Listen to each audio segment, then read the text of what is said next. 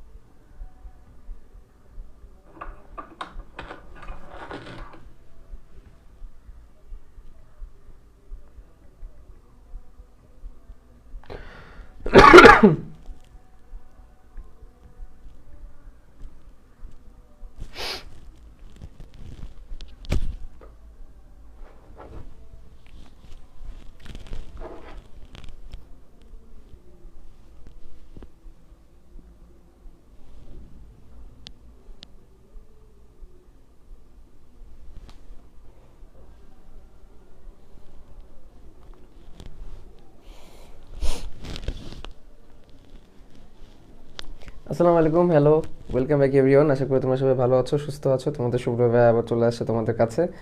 আজকে অনেক অনেক দেরি হয়ে গেল, 10টার ক্লাস শুরু করতে করতে 11:30 হয়ে গেল।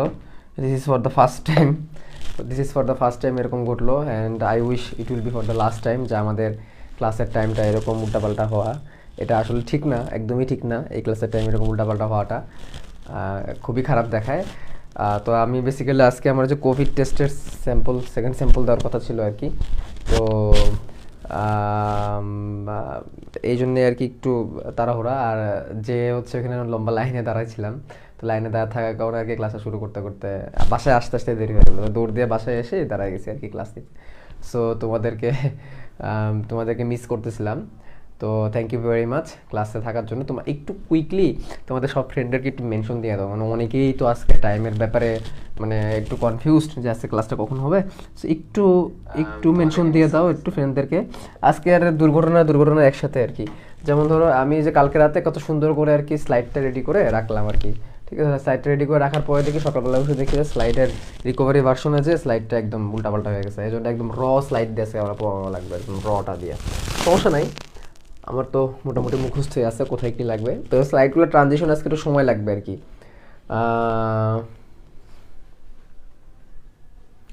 আপনার কোভিড টেস্টের রেজাল্ট কি? দিলামই মাত্র টেস্ট, এখনই কি রেজাল্ট আসবে? আরটিপিসিআর রেজাল্ট আসতে মিনিমাম মানে 24 ঘন্টা থেকে 72 ঘন্টার মতো সময় লাগে আরটিপিসিআর টেস্টের রিপোর্ট আসতে।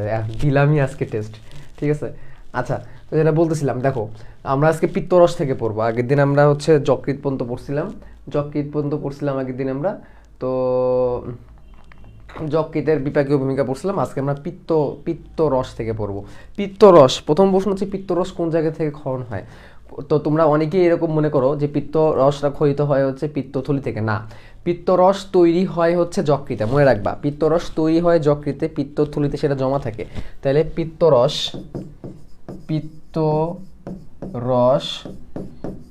তৈরি হয় লিভারে বা যকৃতে। পিত্তরস জমা থাকে হচ্ছে কোথায়? গল ব্লাডারে বা পিত্তথলিতে। তো এই জিনিসটা একটু তোমাদের মাথায় রাখতে হবে, কোথা থেকে তৈরি হয় আর কোথায় যে জমা হয়। এই ব্যাপারটা কিন্তু অনেক বেশি ইম্পর্টেন্ট, ঠিক আছে। তো এই আর কি। তো পিত্তরস থেকে মনে রাখবা, পিত্তরস হচ্ছে হলদে সবুজ তিক্ত স্বাদধারী ক্ষারীয় তরল। এই কয়েকটা কথা একটু মনে রাখবা। 18 তরল এটা না মনে রাখলেও চলে। পিত্তরস কেমন? পিত্তরস হচ্ছে তিক্ত স্বাদধারী, মানে পিত্তরস হচ্ছে তিতা। পিত্তরস কেমন? পিত্তরস হচ্ছে তিতা ক্ষারীয় স্বাদধারী এবং এবং তিক্ত স্বাদধারী এবং হলদে সবুজ রঙের। কি রঙের? হলদে সবুজ রঙের। তাহলে পিত্তরসের এই মানে ব্যাপারটা আমার জানতে হবে। তারপর দেখো পানি, আমি আগেই বলছি যেখানে পানি পাবা, যেখানে যত রকমের পানি পাবা, পানির পরিমাণগুলো পড়ে ফেলবা একসাথে। আর পানির পরিমাণগুলো পড়ার সহজ উপায় কি? পানির পরিমাণগুলো পড়ার সহজ উপায় হচ্ছে একসাথে সবগুলো লিখে ফেলা। তো আমি আজকে ক্লাসের শেষে আমি ট্রাই করবো তোমাদেরকে এই চ্যাপ্টারে যত রকমের পানির অনুপাত আছে, সবগুলা একসাথে করে দেওয়ার জন্য, তো তোমাদের জন্য ইজি হয়ে যাবে। ঠিক আছে? অজৈব লবণ, এটা নর্মাল লবণ, এটা এখন অত কষ্ট করে মুখস্থ করার দরকার নেই। যেখান থেকে প্রশ্ন আসে সেটা হচ্ছে পিত্ত লবণ। প্রশ্ন আসার জায়গা হচ্ছে পিত্ত লবণ। ঠিক আছে? প্রশ্ন আসে কোন জায়গা থেকে? পিত্ত লবণ থেকে। পিত্ত লবণ কি? Sodium taurocholate, sodium glycocholate. ঠিক আছে? Sodium taurocholate, sodium glycocholate. সবাই কমেন্টে একটু লেখো পিত্ত লবণ দুটোর নাম কি? সোডিয়াম টারকোলেট এবং সোডিয়াম গ্লাইকোকোলেট। সোডিয়াম টারকোলেট এবং সোডিয়াম গ্লাইকোকোলেট। সবাই কুইকলি কমেন্টে লেখো এই দুটো লবণের নাম।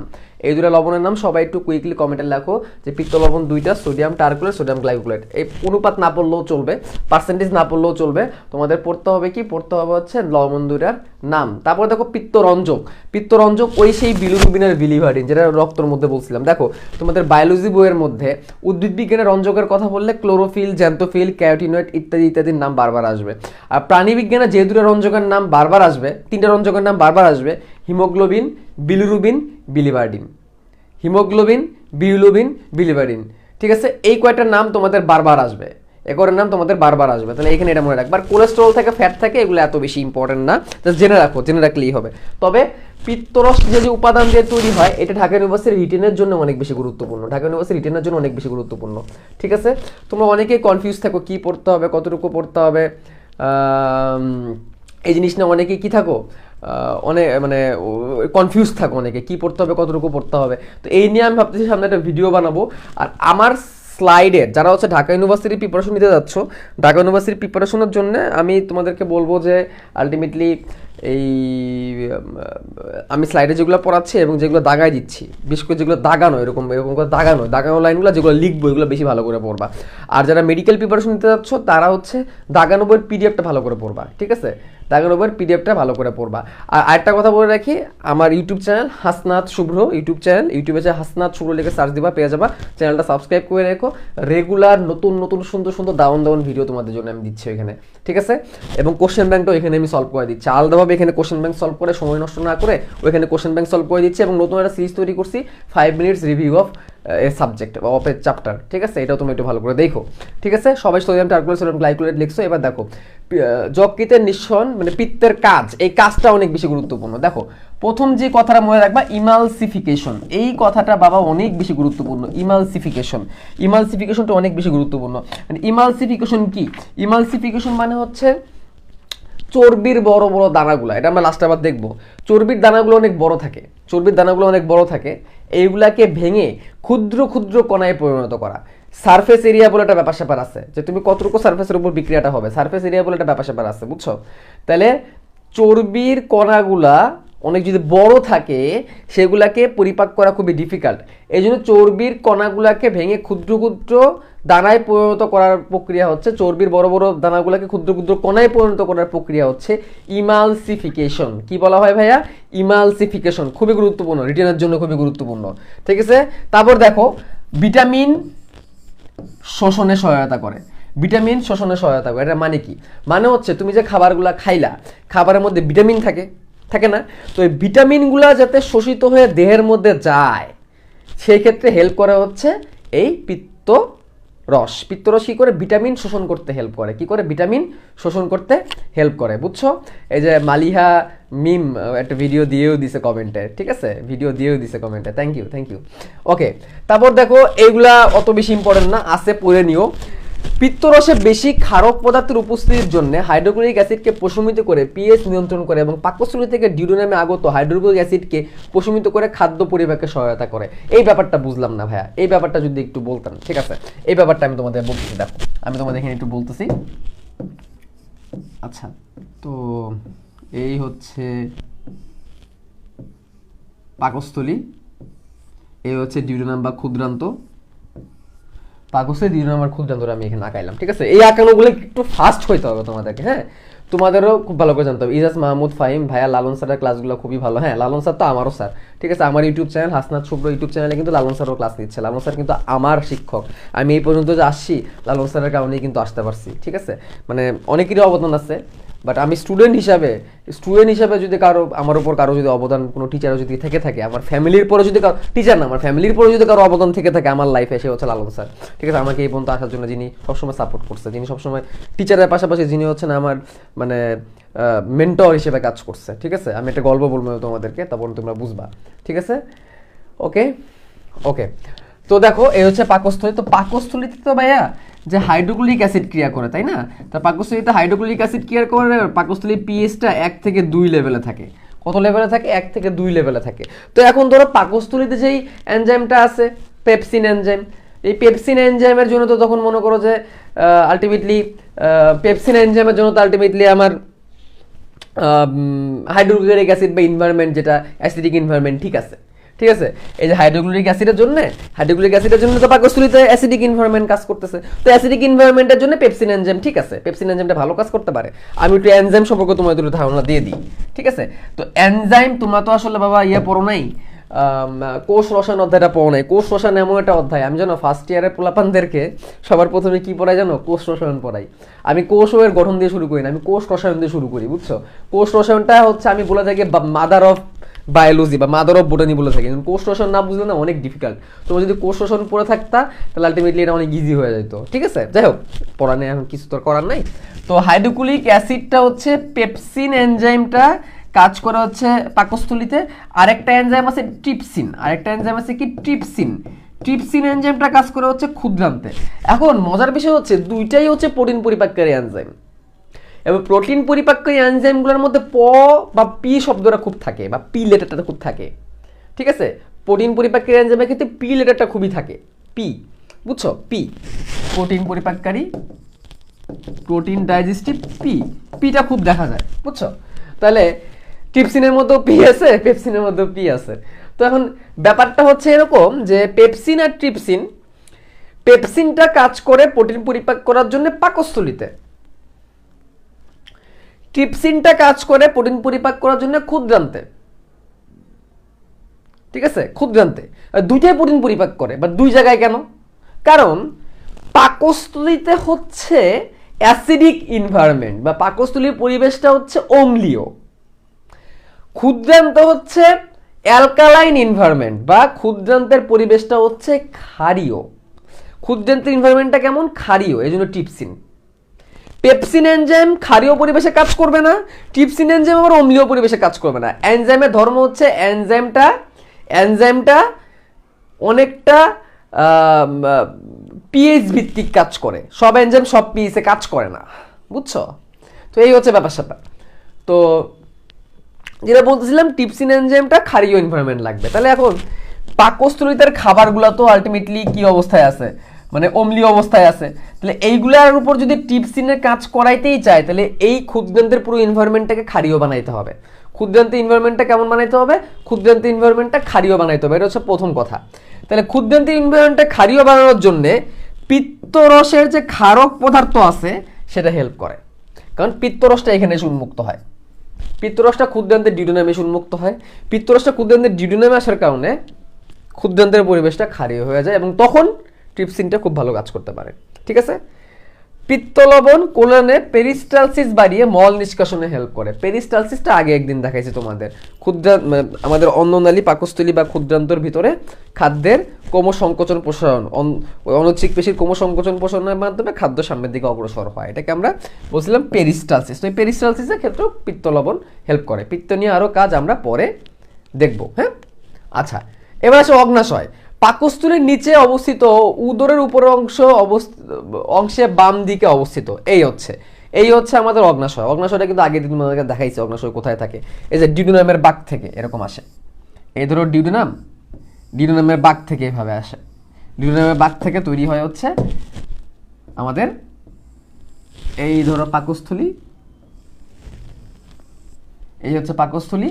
এই যে ডিউডিনামের বাক থেকে আসে অগ্নাশয়। আর অগ্নাশয়ের ভিতরে থাকে হচ্ছে উইটসাং নালী বা অগ্নাশয় নালী, এবং উপর থেকে আসে কি অভিন্ন পিত্তনালী, মিলিয়ে হয়ে তৈরি করে অ্যাম্পুলা অফ ভ্যাটার, অ্যাম্পুলা অফ ভ্যাটার দিয়ে হচ্ছে এটা ক্ষুদ্রান্তে প্রবেশ করে বা ডিউডিনামে প্রবেশ করে। এটা হলো আগের ক্লাসে পাওয়া, আগের ক্লাসে দেখে নিও, তাহলে একদম ক্লিয়ার হয়ে যাবে। ওকে, তো তিনটি অংশ থাকে, এটা মনে রাখতে হবে, তিনটি অংশ থাকে, তিনটি অংশ, মাথা, লেজ এবং বডি।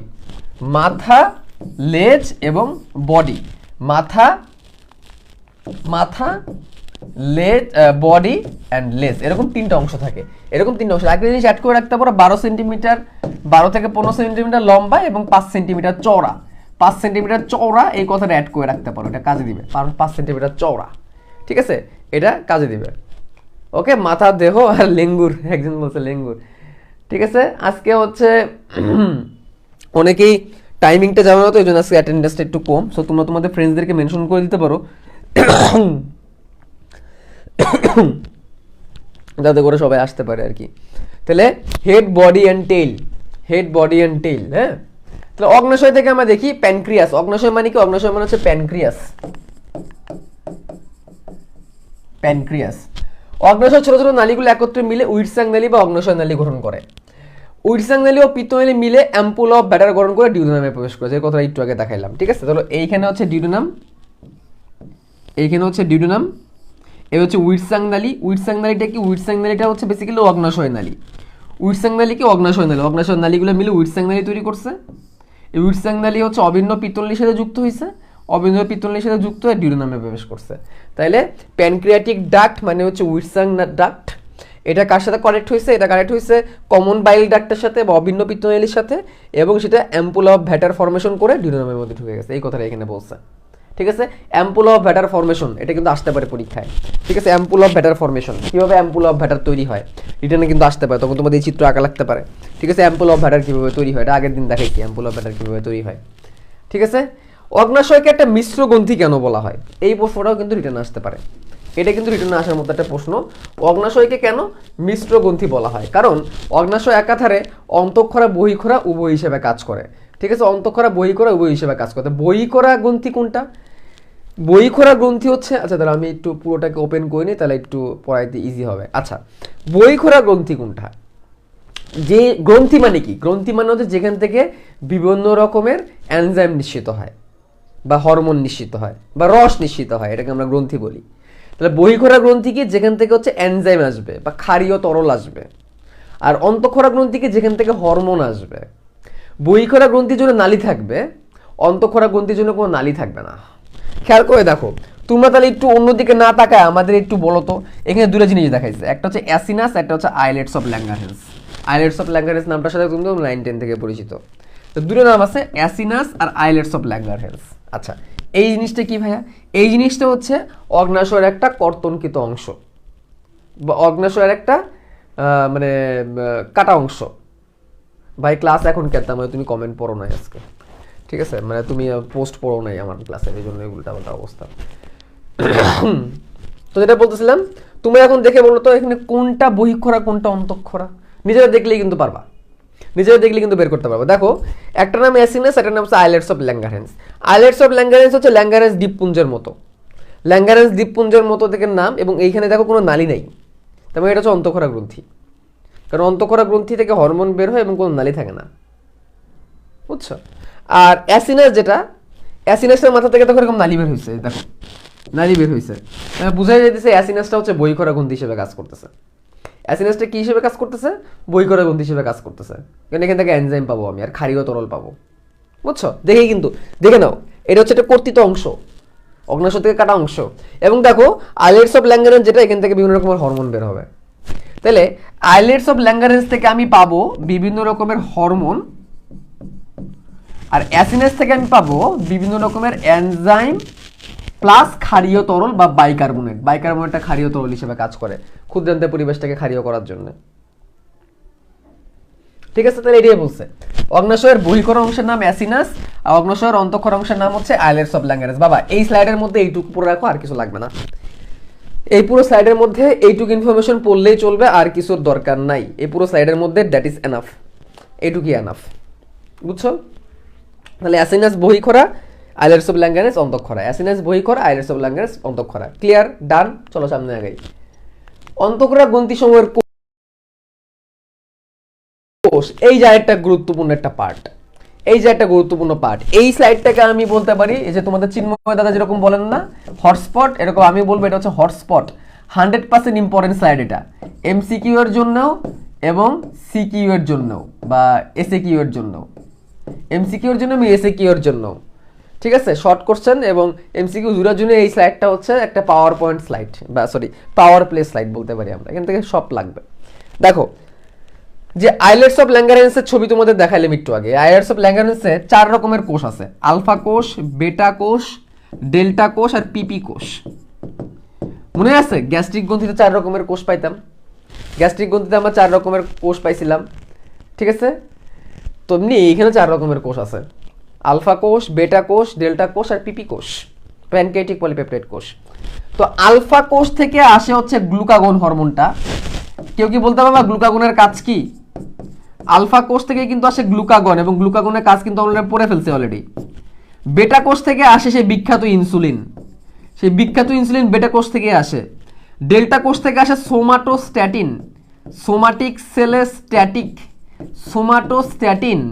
আর পিপি কোষ থেকে আসে প্যানক্রিয়াটিক পলিপেপটাইড, প্যানক্রিয়াটিক পলিপেপটাইড নামের হরমোন। এই তিনটাই কিন্তু, এই 4টাই কিন্তু হরমোন, এইগুলো হচ্ছে হরমোনের কোষ, আর এইগুলো হচ্ছে সেই হরমোন।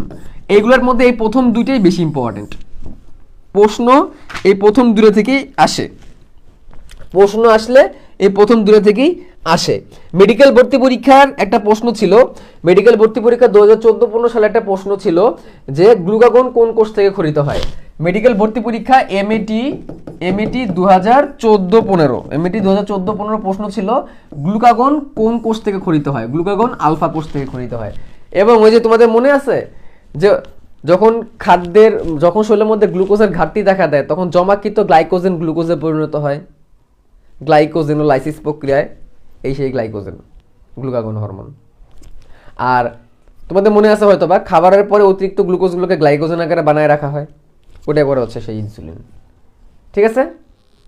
তো এইটা আমরা আগে কিন্তু পড়ছি, এটা কিন্তু আমরা আগে পড়ছি, ঠিক আছে। আর সোমাটোস্ট্যাটিনটা কি? সোমাটোস্ট্যাটিন হচ্ছে দেখো আলফা বিটা কোষের ক্ষরণ নিয়ন্ত্রণ করে।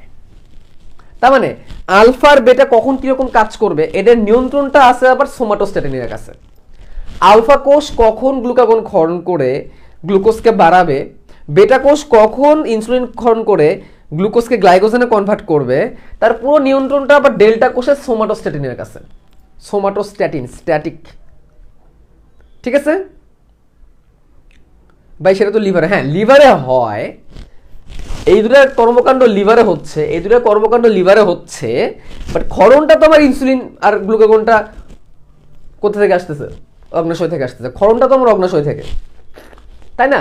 আর পিপি কি? পিপি হচ্ছে এই অগ্নাশয় সব ক্ষরণ বন্ধ করে দেয়, ক্ষরণ বন্ধ করে, ক্ষরণ বন্ধ করে। পিপি পিপি এভাবে মনে রাখি, পিপি পিপি গাড়ি বন্ধ করো, পিপি পিপি পিপি গাড়ি বন্ধ করো, ঠিক আছে।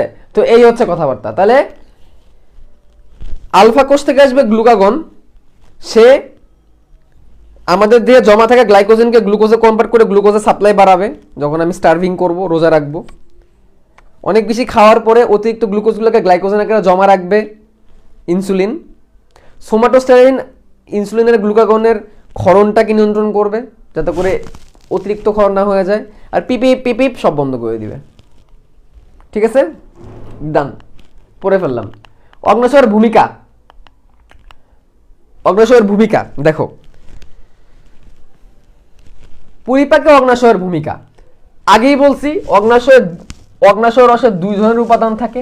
যেহেতু পরিপাকের কথা বলতেছে তাহলে আমরা এখানে এনজাইম নিয়ে কথাবার্তা বলবো, বা এনজাইম না ঠিক, এখানে আমরা বহিঃক্ষরা ক্ষরণ নিয়ে কথাবার্তা বলবো। এখানে আমরা কি, এখানে আমরা হচ্ছে বহিঃক্ষরা ক্ষরণ নিয়ে কথাবার্তা বলবো, বহিঃক্ষরা।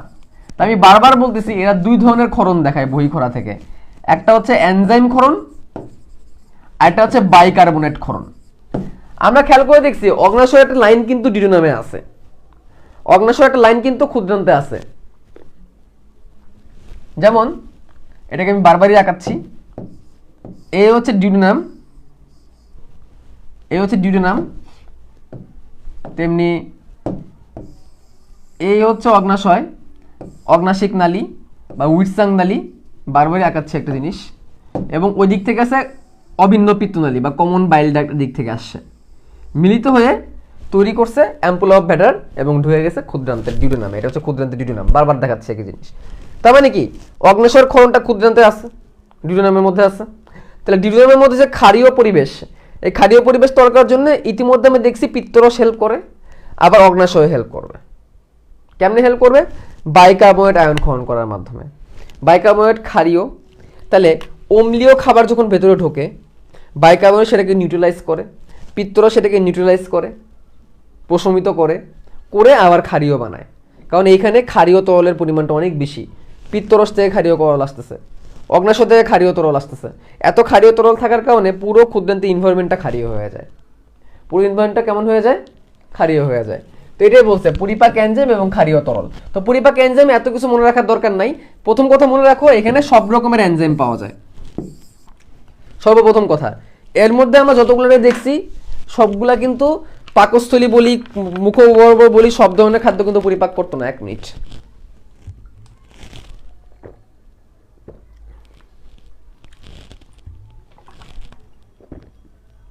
সোহাগ হাওলাদার, থ্যাংক ইউ ভাইয়া।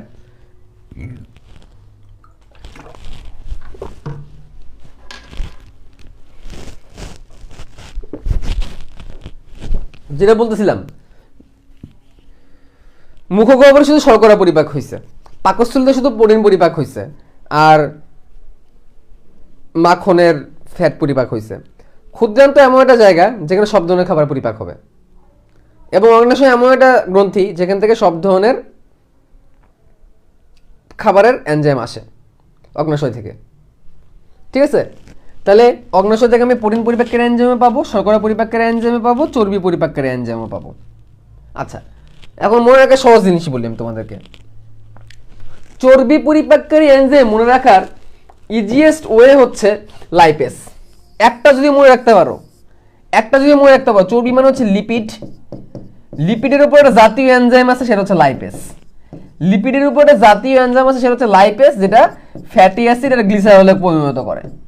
জাতীয় এনজাইম বলে এটাকে, মানে একটা এনজাইম বললেই চলে, এই একটা এনজাইম বললেই চলে, লাইপেস। আরও আছে অ্যাস্টারেস, কোলেস্টেরল অ্যাস্টারেস আছে এরকম, একটা এনজাইম পড়লেই চলে, লাইপেস, সব কভার হয়ে যাবে। ঠিক আছে, শুধু যদি একটা লাইপেস এনজাইম পড়তে পারো তোমার সব কভার হয়ে যাবে। আচ্ছা, শর্করা পরিপাকের এনজাইমটা হচ্ছে অ্যামাইলেস, অ্যামাইলেজ আর মল্টেজ। অ্যামাইলেজ কি? অ্যামাইলেজ হচ্ছে অ্যামাইলোজের উপর কাজ করে, অ্যামাইলোজ একটা শর্করা। ঠিক আছে, প্রোটিন পরিপাকের এনজাইম দেখো, ট্রিপসিনের নাম আমরা অলরেডি পড়ে ফেলছি। ট্রিপসিনের মধ্যে হচ্ছে কাইমোট্রিপসিন। তারপরে দেখো যত নাম এসেছে পেপটাইড দেখবা, যত নাম এসেছে পেপটাইডেজ দেখবা। এজ মানে হচ্ছে এনজাইম। একটা টেকনিক বলি, কোন নাম এসে যদি ওস থাকে তাহলে বুঝবা শর্করা, কোন নাম এসে যদি এস থাকে তাহলে বুঝবা হচ্ছে এনজাইম। তাহলে কোন নামের শেষে যদি পেপটাইডেস পাও বা কোন এনজাইমের নামের মধ্যে যদি অ্যামিনো পাও, চোখ বন্ধ করে বুঝবে এটা হচ্ছে প্রোটিন পরিপাককারী এনজাইম। চোখ বন্ধ করে বুঝবে এটা কি পরিপাককারী এনজাইম? প্রোটিন পরিপাককারী এনজাইম। আর কোলাজিন, ইলাস্টেস এগুলো হচ্ছে প্রোটিন পরিপাককারী এনজাইমের মধ্যেই পড়ে। এই দুটো একটু আলাদা। সবসময় সহজ নামগুলো মনে রাখবা, ঠিক আছে? তারাই চান্স পায় যারা সহজ জিনিসগুলো ভুল করে না, পাশাপাশি এক্সট্রা কিছু জিনিস আনসার করতে পারে। অ্যাডমিশন টেস্টে প্রশ্নগুলো এমনভাবেই করে, যাতে করে কিছু প্রশ্ন সবাই আনসার করতে পারে। বিশেষ করে মেডিকেলে পাস নাম্বার 40, তো ইচ্ছা করে প্রশ্ন এমনভাবে করা হয় যাতে করে 40 সবাই পায়। এবং একটু যদি মাথা খারাপ তাহলে 50 ইজিলি তোলা যায় মেডিকেল ভর্তি পরীক্ষায়। সেটা তখনই সম্ভব চান্স পাওয়া যখন সবাই যে জিনিসগুলো পায় তুমি যেন সেই জিনিসগুলো লাগাইতে পারো। সবাই যেটা পায় এটা যদি তুমি ভুল করো তাহলে তোমার চান্স হবে না। সবাই যেটা পারবে এটাকে তোমাকে আনসার করতে হবে, পাশাপাশি এক্সট্রা কিছু জানতে হবে। সবাই এই নামগুলো ইজিলি পারবে, কারণ এই টেকনিকগুলো সবাই জানে। ট্রিপসিন, কাইমোট্রিপসিন, পেপটাইডেজ, অ্যামিনোজ এগুলো থাকলে হচ্ছে প্রোটিন, এটা সবাই জানে। এটা তোমার ভুল করাই যাবে না, কোনোভাবে ভুল করা যাবে না। পাশাপাশি এই দুটো এক্সট্রা নাম যদি তুমি জানতে পারো, যদি পরীক্ষা চলে আসে তখন তোমার লাখ। ঠিক আছে, গেল। ওকে, তাহলে বাইকার্বনেটের কথা তো বলেই দিছি, ক্ষারীয় তরল বাইকার্বনেটের কথা তো বলেই দিছি। বাইকার্বনেট ক্ষরণ করে, বাইকার্বনেট এই অ্যাসিনাস থেকে আসে। বাইকার্বনেট হাইড্রোক্লোরিক অ্যাসিডকে প্রশমিত করে প্রথম ধাপে প্রশমিত করে, এবং প্রশমিত করার পরের ধাপে কি করে? পরের ধাপে হচ্ছে পুরো এনভায়রনমেন্টটাকে ক্ষারীয় বানায় দেয়, এটা আমরা পড়ে ফেলছি, এগুলো আমরা পড়ে ফেলছি, ঠিক আছে। তো এখান থেকে আসলে আর পড়ার মতো কিছু নাই, ক্ষারীয় তরল পড়ে ফেলছি, তো ডান। এবার আমরা ক্ষুদ্রান্তে চলে যাই। ক্ষুদ্রান্তের 3টা অংশ, ডিউডেনাম, জেজুনাম এবং ইলিয়াম। ক্ষুদ্রান্তের 3টা অংশ, ডিউডেনাম, জেজুনাম এবং ইলিয়াম। এই কথা কিন্তু আমরা অলরেডি পড়ে ফেলছি যে ক্ষুদ্রান্তের কয়টা অংশ থাকে বাবা, ক্ষুদ্রান্তের অংশ থাকে হচ্ছে 3টা। ধরো আমি একটু বই থেকে বের করে নিই, তাহলে এখান থেকে কি কি প্রশ্ন আসছে বলতে পারবো। সব কিছু তোর মাথায় থাকে না।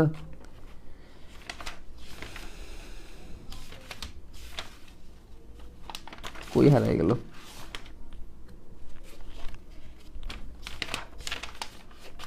ক্ষুদ্রান্তই খুঁজে পাইছি না, এই যে পাইছি। ডিউডেনাম, জেজুনাম, ইলিয়াম, ঠিক আছে, এই হচ্ছে ক্ষুদ্রান্ত। তো ডিউডেনাম হচ্ছে ইউ আকৃতির, ডিউডেনাম আকৃতি হচ্ছে ইউ আকৃতির এবং এটা 25 থেকে 30 সেন্টিমিটার লম্বা, 25 থেকে 30 সেন্টিমিটার লম্বা, কিছু কিছু আকৃতি প্রায় আসে, জেজুনাম 2.5 মিটার লম্বা, আর ইলিয়াম হচ্ছে 3/5 of the intestine, small intestine. তো এই স্মল ইন্টেস্টাইন বা ক্ষুদ্রান্তের টোটাল সাইজ কত, 6 থেকে 7 মিটার, বিশাল লম্বা।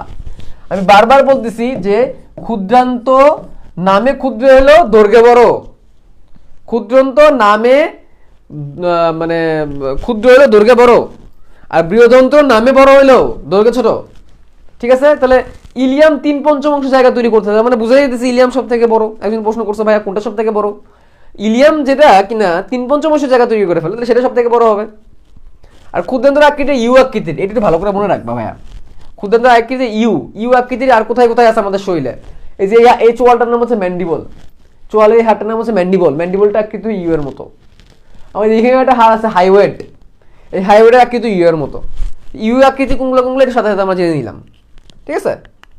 আচ্ছা, তো ক্ষুদ্রান্তে আবার 3 ধরনের রস প্রবেশ করে, এটা হচ্ছে সব থেকে মজার জিনিস। প্রবেশ করে বললে কি 3 ধরনের রস প্রবেশ করে বা থাকে বলতে পারি, এটা হচ্ছে সব থেকে ইন্টারেস্টিং একটা জিনিস। পিত্তরস, অগ্ন্যাশয় রস আর আন্তিক রস, 3টাই ক্ষুদ্রান্তে আসে। এইটা কেমনে ভাই, তো আমি তোমাদের দেখাই, দেখো ক্ষুদ্রান্তে এই হচ্ছে ইউ আকৃতির ডিউডেনাম। এখানে একটা মজা আছে, মজাটা কি, এই যে ইউ আকৃতির ডিউডেনাম, এইখানে আছে হচ্ছে আমার অগ্ন্যাশয়, ভালো কথা।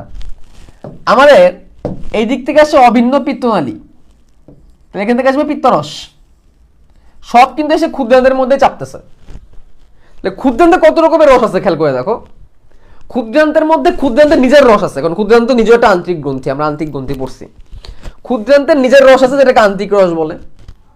ক্ষুদ্রান্তের সাথে কানেক্টেড আছে অগ্ন্যাশয়, তাহলে অগ্ন্যাশয় রস এখানে থাকবে। ক্ষুদ্রান্তের সাথে কানেক্ট আছে অভিন্ন পিত্তনালী, তাহলে পিত্তরস এখানে থাকবে। 3টা উপাদান, 3টা গুরুত্বপূর্ণ উপাদান এখানে আছে, বুঝছো? 3টা গুরুত্বপূর্ণ উপাদান এখানে আছে।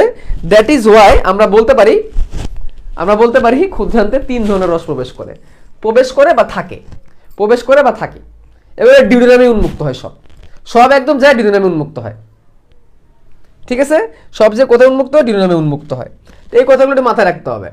তো ক্ষুদ্রান্তে আরেকটা কথা মনে রাখবা, ক্ষুদ্রান্তে গবলেট কোষ পাওয়া যায়, এটা খুবই গুরুত্বপূর্ণ, মজার। গবলেট কোষ, গবলেট নামটা শুনলেই গবলেট অফ ফায়ার মনে রাখবে, গবলেট সেল পাওয়া যায়, এটা খুবই গুরুত্বপূর্ণ। এই প্রশ্নটা মেডিকেল ভর্তি পরীক্ষায় আসছে লাস্ট ইয়ার 2020-21 সালে। গবলেট কোষ কোথায় পাওয়া যায়? গবলেট কোষ কি করে? মিউকাস ক্ষরণ করে। গবলেট কোষ কি করে? মিউকাস উৎপন্ন করে। মিউকাস কি? পিচ্ছিলকারক। মিউকাস কি? পিচ্ছিলকারী পদার্থ। এই প্রশ্নটা মেডিকেল ভর্তি পরীক্ষায় আসছে। তাহলে গবলেট কোষ ক্ষুদ্রান্তে থাকে এবং ক্ষুদ্রান্তের মিউকোসা স্তরে থাকে। ক্ষুদ্রান্তের কোন স্তরে থাকে? মিউকোসা স্তরে থাকে। তোমার দাগানো বইয়ে দেখবা, এটা মেডিকেলের জন্য খুবই গুরুত্বপূর্ণ। দাগানো বইয়ে দেখবা যকৃতের প্রস্থচ্ছেদ, ক্ষুদ্রান্তের প্রস্থচ্ছেদ, পাকস্থলীর প্রস্থচ্ছেদ, এই 3টা জিনিস আমি দাগাই দিয়েছি তোমাদেরকে, ঠিক আছে? তো এটা একটু ভালো করে পড়ে নিও। তো একদম ভিতরের স্তরটা হচ্ছে মিউকোসা, মিউকোসা স্তর থেকে এই গবলেট কোষ পাওয়া যায়, যেখান থেকে মিউকাস ক্ষরণ করে। গবলিন না, গবলেট। গবলিন তো হচ্ছে স্পাইডারম্যানের গ্রিন গবলিন। তো দেখো ক্ষুদ্রান্ত যান্ত্রিক পরিপাকটা কেমনে হয়। আন্তিক রসের মিউসিন খাদ্যকে পিচ্ছিল করে, মানে ক্ষুদ্রান্তের ভিতরে যে এই জিনিসটাকে গবলেট কোষ থেকে আসা যে মিউসিন বা মিউকাস, গবলেট কোষ থেকে আমরা পাচ্ছি, গবলেট কোষ থেকে আমরা পাচ্ছি, গবলেট সেল থেকে খাবারকে পিছলা করলো। পিত্তলবণ ক্ষুদ্রান্তের পেশির সংকোচন বাড়িয়ে দেয়। পিত্তলবণ এসে কি করে? ক্ষুদ্রান্তকে এরকম আরো মানে চাপ দেয়, যাতে করে খাবারগুলো চূর্ণ বিচূর্ণ হয়। পিত্তলবণ চর্বি কণাকে ক্ষুদ্র ক্ষুদ্র কণায় পরিণত করে, ভালো কথা। বৃহদন্ত্র কেন হবে? তারপর দেখো এই যে কি হইলো, ক্ষুদ্রান্ত থেকে যেই রসটা আসলো পিছলা করলো, পিত্ত লবণ এই দেখো ক্ষুদ্র ক্ষুদ্র কণায় পরিণত করলো, চর্বিটাকে ক্ষুদ্র ক্ষুদ্র কণায় পরিণত করলো, চর্বিকে ক্ষুদ্র ক্ষুদ্র কণায় পরিণত করে দিল। ঠিক আছে, এই ব্যাপারগুলো কিন্তু খুব ইম্পর্টেন্ট। ঠিক আছে, তাহলে আমরা এটা আবার দেখতে পারি। এই যে কত রকমের রস আসলো দেখো, প্রথমে হচ্ছে পিত্তরস আসলো, পরে অগ্ন্যাশয় রস আসলো, এবং পিত্তরস কি করলো, ফ্যাটের বড় বড় দানাগুলোকে ক্ষুদ্র ক্ষুদ্র কণায় পরিণত করে দিল, ক্ষুদ্র ক্ষুদ্র কি করে দিল, কণায় পরিণত করে দিল। বুঝছো?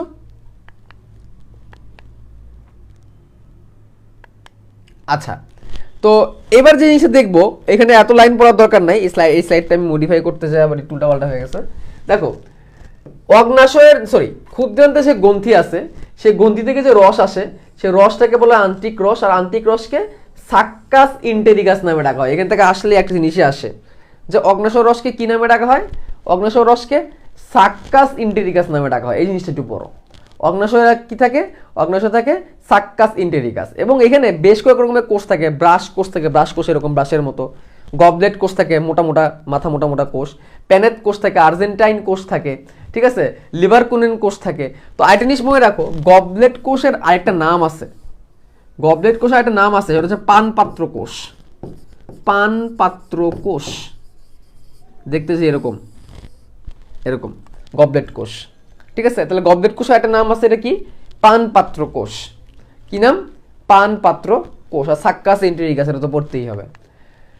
তো আন্তরিক রসে কি থাকে, পানি পানি সবকিছু একটু ওপেন করে নি। এই যে এত এত কথা চলে আসছে, এত কথা দিয়ে আমি করবোটা কি, এত কিছু কি আমার লাগবে না, এত কিছু লাগবে না, কতটুকু লাগবে তোমাদেরকে বলে দিই। দেখো পানির পরিমাণটা পড়বা, পানির পরিমাণটা একসাথে লিখে ফেলবা। ঠিক আছে, আর এইখানে এই জৈব পদার্থের মধ্যে সক্রিয় অ্যান্টারোকাইনেস থাকে, এই অ্যান্টারোকাইনেসটা পড়বা। এই এনজাইমের নাম তোমার পড়ে ফেলছো অলরেডি, এনজাইমের নাম এখন মাথা কামানোর দরকার নাই। দেখো সক্রিয়কটা ভালো করে পড়বা, সক্রিয়কটাকে অ্যান্টারোকাইনেস। অ্যান্টারোকাইনেস কি করে দেখো, অ্যান্টারোকাইনেস নিষ্ক্রিয় ট্রিপসিনোজেনকে ট্রিপসিনে পরিণত করে। ব্যাপারটা কি দাঁড়াইলো, পাকস্থলীর কথা একটু মনে করে দেখো তো, পাকস্থলীর কথাটা মনে করে দেখো।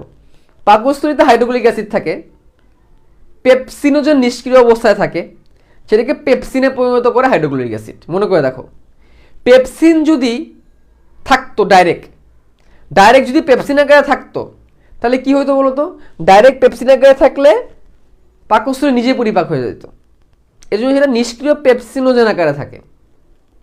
ক্ষুদ্রান্তে ট্রিপসিন যদি ডাইরেক্ট থাকতো, ক্ষুদ্রান্তরেও পরিপাক করে ফেলতো, এই জন্য ক্ষুদ্রান্ত ট্রিপসিনকে ট্রিপসিনোজেন আকারে রাখে। তাহলে ব্যাপারটা কেমন, ব্যাপারটা হচ্ছে নিষ্ক্রিয় অবস্থায় থাকে ট্রিপসিনোজেন, ট্রিপসিনের নাম কিন্তু অলরেডি তোমাদেরকে বলে ফেলছি, ট্রিপসিনোজেন নিষ্ক্রিয় অবস্থায় আছে। এটাকে আমাকে কি করতে হবে, সক্রিয় ট্রিপসিনে পরিণত করতে হবে। ট্রিপসিন লিখে উপরে একটা স্টার দিয়ে দিই সক্রিয় বোঝানোর জন্য। আর এইখানে যেই জিনিসটা আমার লাগতেছে সেটাই হচ্ছে অ্যান্টারোকাইনেস। এটাই হচ্ছে কি, অ্যান্টারোকাইনেস। তাহলে এই সক্রিয় কারকটা একটু পড়ে নিও, এটা জাহাঙ্গীরনগরে আসছে। ঠিক আছে, আগের বার যেটা ছিল হাইড্রোক্লোরিক অ্যাসিডের ক্রিয়া, এখানে এটা অ্যান্টারোকাইনেসের ক্রিয়া হইলো। আর আন্তরিক রসে মিউকাস আছে, যেটা কিনা গবলেট কোষ থেকে আসছে, ভিতরের পিচ্ছিল এনজাইমের ক্রিয়া থেকে রক্ষা করবে, স্বাভাবিক। ঠিক আছে, শর্করা পরিপাকের এনজাইম কি, sucrase, lactase, maltase, sucrase, lactase etcetera etcetera, যেগুলো গ্লুকোজে পরিণত করে সবশেষে। এবং পেপটাইডেস এনজাইম থেকে, পেপটাইডেস দেখলে আমরা বুঝবো এটা হচ্ছে প্রোটিন পরিপাককারী এনজাইম। শেষ। তাহলে প্রোটিন পরিপাককারী এনজাইম চেনার জন্য এত কিছু করার দরকার নাই, দেখবা যেখানে পেপটাইডেস কথাটা আছে বা অ্যামিনো কথাটা আছে, বুঝবা এটা প্রোটিন পরিপাককারী এনজাইম। শর্করা পরিপাককারী এনজাইম কেমনে মনে রাখবো, চিনিকে বলে সুক্রোজ, চিনিকে আমরা সুক্রোজ বলি, C12H22O11, সুক্রোজের উপর কাজ করবে সুক্রেজ। দুধের শর্করাকে বলি আমরা ল্যাকটোজ, তাহলে দুধের শর্করার উপর যে কাজ করবে সে হচ্ছে ল্যাকটেজ। আর মল্টেজ তো আমরা আগে থেকেই জানি। তাহলে এইগুলা কষ্ট করে শেখার কোনো দরকার নাই, এমনি আমরা মনে রাখতে পারবো। ঠিক আছে, তাহলে এই হচ্ছে কথাবার্তা। এখান থেকে যেটুকু দাগাই দিছি এইটুকু একটু উপরে রাখো, সব দরকার নাই। ওই যে মিউকাস কোষ কেমনে দেখো ডুবাই রাখে, এই যে ক্ষুদ্রান্তের ভিলাই, ক্ষুদ্রান্তের ভিতরে এরকম আঙুলের মতো বিক্ষেপ থাকে না, এগুলোকে ভিলাই বলে, যে ভিলাই আঙুলের মতো বিক্ষেপ। এই দেখো মিউকাস, মিউকাস দিয়ে পুরোটা ডুবে আছে, পিচ্ছিল পদার্থ দিয়ে ডুবে আছে। ঠিক আছে, তোমরা কুরবানির পরে ছাগল বা খাসির মানে নাড়ি ভুড়ি কাটার পরে দেখবা ওটা এরকম পিছলা পিছলা থাকে, ভিতরে জায়গাটা মিউকাস দিয়ে থাকে, বুঝছো? আচ্ছা, আর শর্করাটা একটু বলে রাখি, সুক্রোজ হচ্ছে C12H22O11, ল্যাকটোজের সংকেত এটাই, এগুলো দুধের শর্করা, বলে কি দুধের শর্করা। মজার বিষয় হচ্ছে মল্টোজের সংকেত এটাই হচ্ছে কোষ রসায়নের মজা। আমি খেলে লিখবো C12H22O11, এটাই সুক্রোজ মানে চিনি, এটাই ল্যাকটোজ মানে দুধের চিনি, এটাই মল্টোজ বা ম্যালটোজ, বুঝছো? একটাই সংকেত। এই হচ্ছে কোষ রসায়নের মধ্যে। কোষ রসায়ন তো তোমাদের পড়াইতে পারলাম না, শর্ট সিলেবাসে তো ছিল না, পরে তো এখন ফুল সিলেবাসে পড়াই লাগবে। ঠিক আছে, সবাই C12H22O11, হ্যাঁ, যাই আছে না কেন সব গ্লুকোজে পরিণত হবে। গেল। তো এবার কিছু ব্যাপারটা খেয়াল করি, দেখো তো কি আসতেছে। এটা হচ্ছে যকৃৎ রস, পিত্তরস, পিত্তরস জমতেছে, পিত্তথলিতে জমতেছে, এই দেখো পিত্তরস দেখাইলো আর কি, পিত্তরস কেমন জমে। তারপরে যখন দরকার তখন ছাড়বে, যখন দরকার তখন ছাড়বে। ক্ষুদ্রান্তের মধ্যে যখন খাবার আসবে ফ্যাটের দানাগুলোকে যখন দরকার তখন ছাড়বে, মানে এমন না যে সবসময় ছাড়তেই থাকবে ছাড়তেই থাকবে। ব্যাপারটা খেয়াল করে দেখো, এখানে হচ্ছে মহান সৃষ্টিকর্তা মহান আল্লাহ তাআলার একটু না অনেকটাই শুকরগুজার থাকা উচিত আমাদের। মানে পুরো দেহটাকে, পুরো মানব দেহটাকে মহান আল্লাহ তাআলা এমনভাবে তৈরি করছেন, ঠিক আছে, এমনভাবে তৈরি করছেন যে আলটিমেটলি সব কিছু সুন্দর সিস্টেমে চলে। ব্যাপারটা কেমন, পিত্তরসের স্বাদ কিন্তু খুবই তেতা। অনেক সময় দেখবা আমাদের আম্মু বা আম্মু গল্প করে বা দাদি নানিরা গল্প করে এরকম, যে মুরগি কাটতে যে পিত্তথলি কেটে ফেলছে, তখন কি হয়, পুরো মুরগির তরকারিটা তিতা হয়ে যায়। পুরো মুরগির তরকারিটা কেমন হয়ে যায়, তিতা হয়ে যায়, বুঝছো? পিত্তরসের স্বাদ তিতা, পিত্তরস সবুজ কালারের হয়। মুরগির পিত্ত তোমরা দেখবা কাটলে, আম্মুরা যখন মানে ইয়ে কাটে, এই খাবার কাজ করে, তখন দেখবা যে মুরগির পিত্তথলির কথা বলে আর কি। ঠিক আছে, পিত্তথলি সবুজ কালারের হয়, এর মধ্যে পিত্তরস থাকে। তো পিত্তরসের কালার হচ্ছে সবুজ, তিতা হয়। কোচর বিদানাগুলোকে ক্ষুদ্র ক্ষুদ্র কণায় পরিণত করতে তার খুব অবদান। পাশাপাশি তুমি যদি বলো যে ক্ষারীয় পরিবেশ তৈরি করবা ক্ষুদ্রান্তের মধ্যে, তখনও তার অবদান অনেক বেশি। ঠিক আছে, তো এইভাবে এই ব্যাপারটা একটু খেয়াল করো। মহান আল্লাহ তাআলা এত সুন্দর করে আমাদের মানব দেহকে তৈরি করছেন যে পিত্ত নালীর কানেকশনটা অ্যাম্পুল অফ ভ্যাটার দিয়ে ক্ষুদ্রান্তে আসতেছে। তার মানে কি এইটাই যে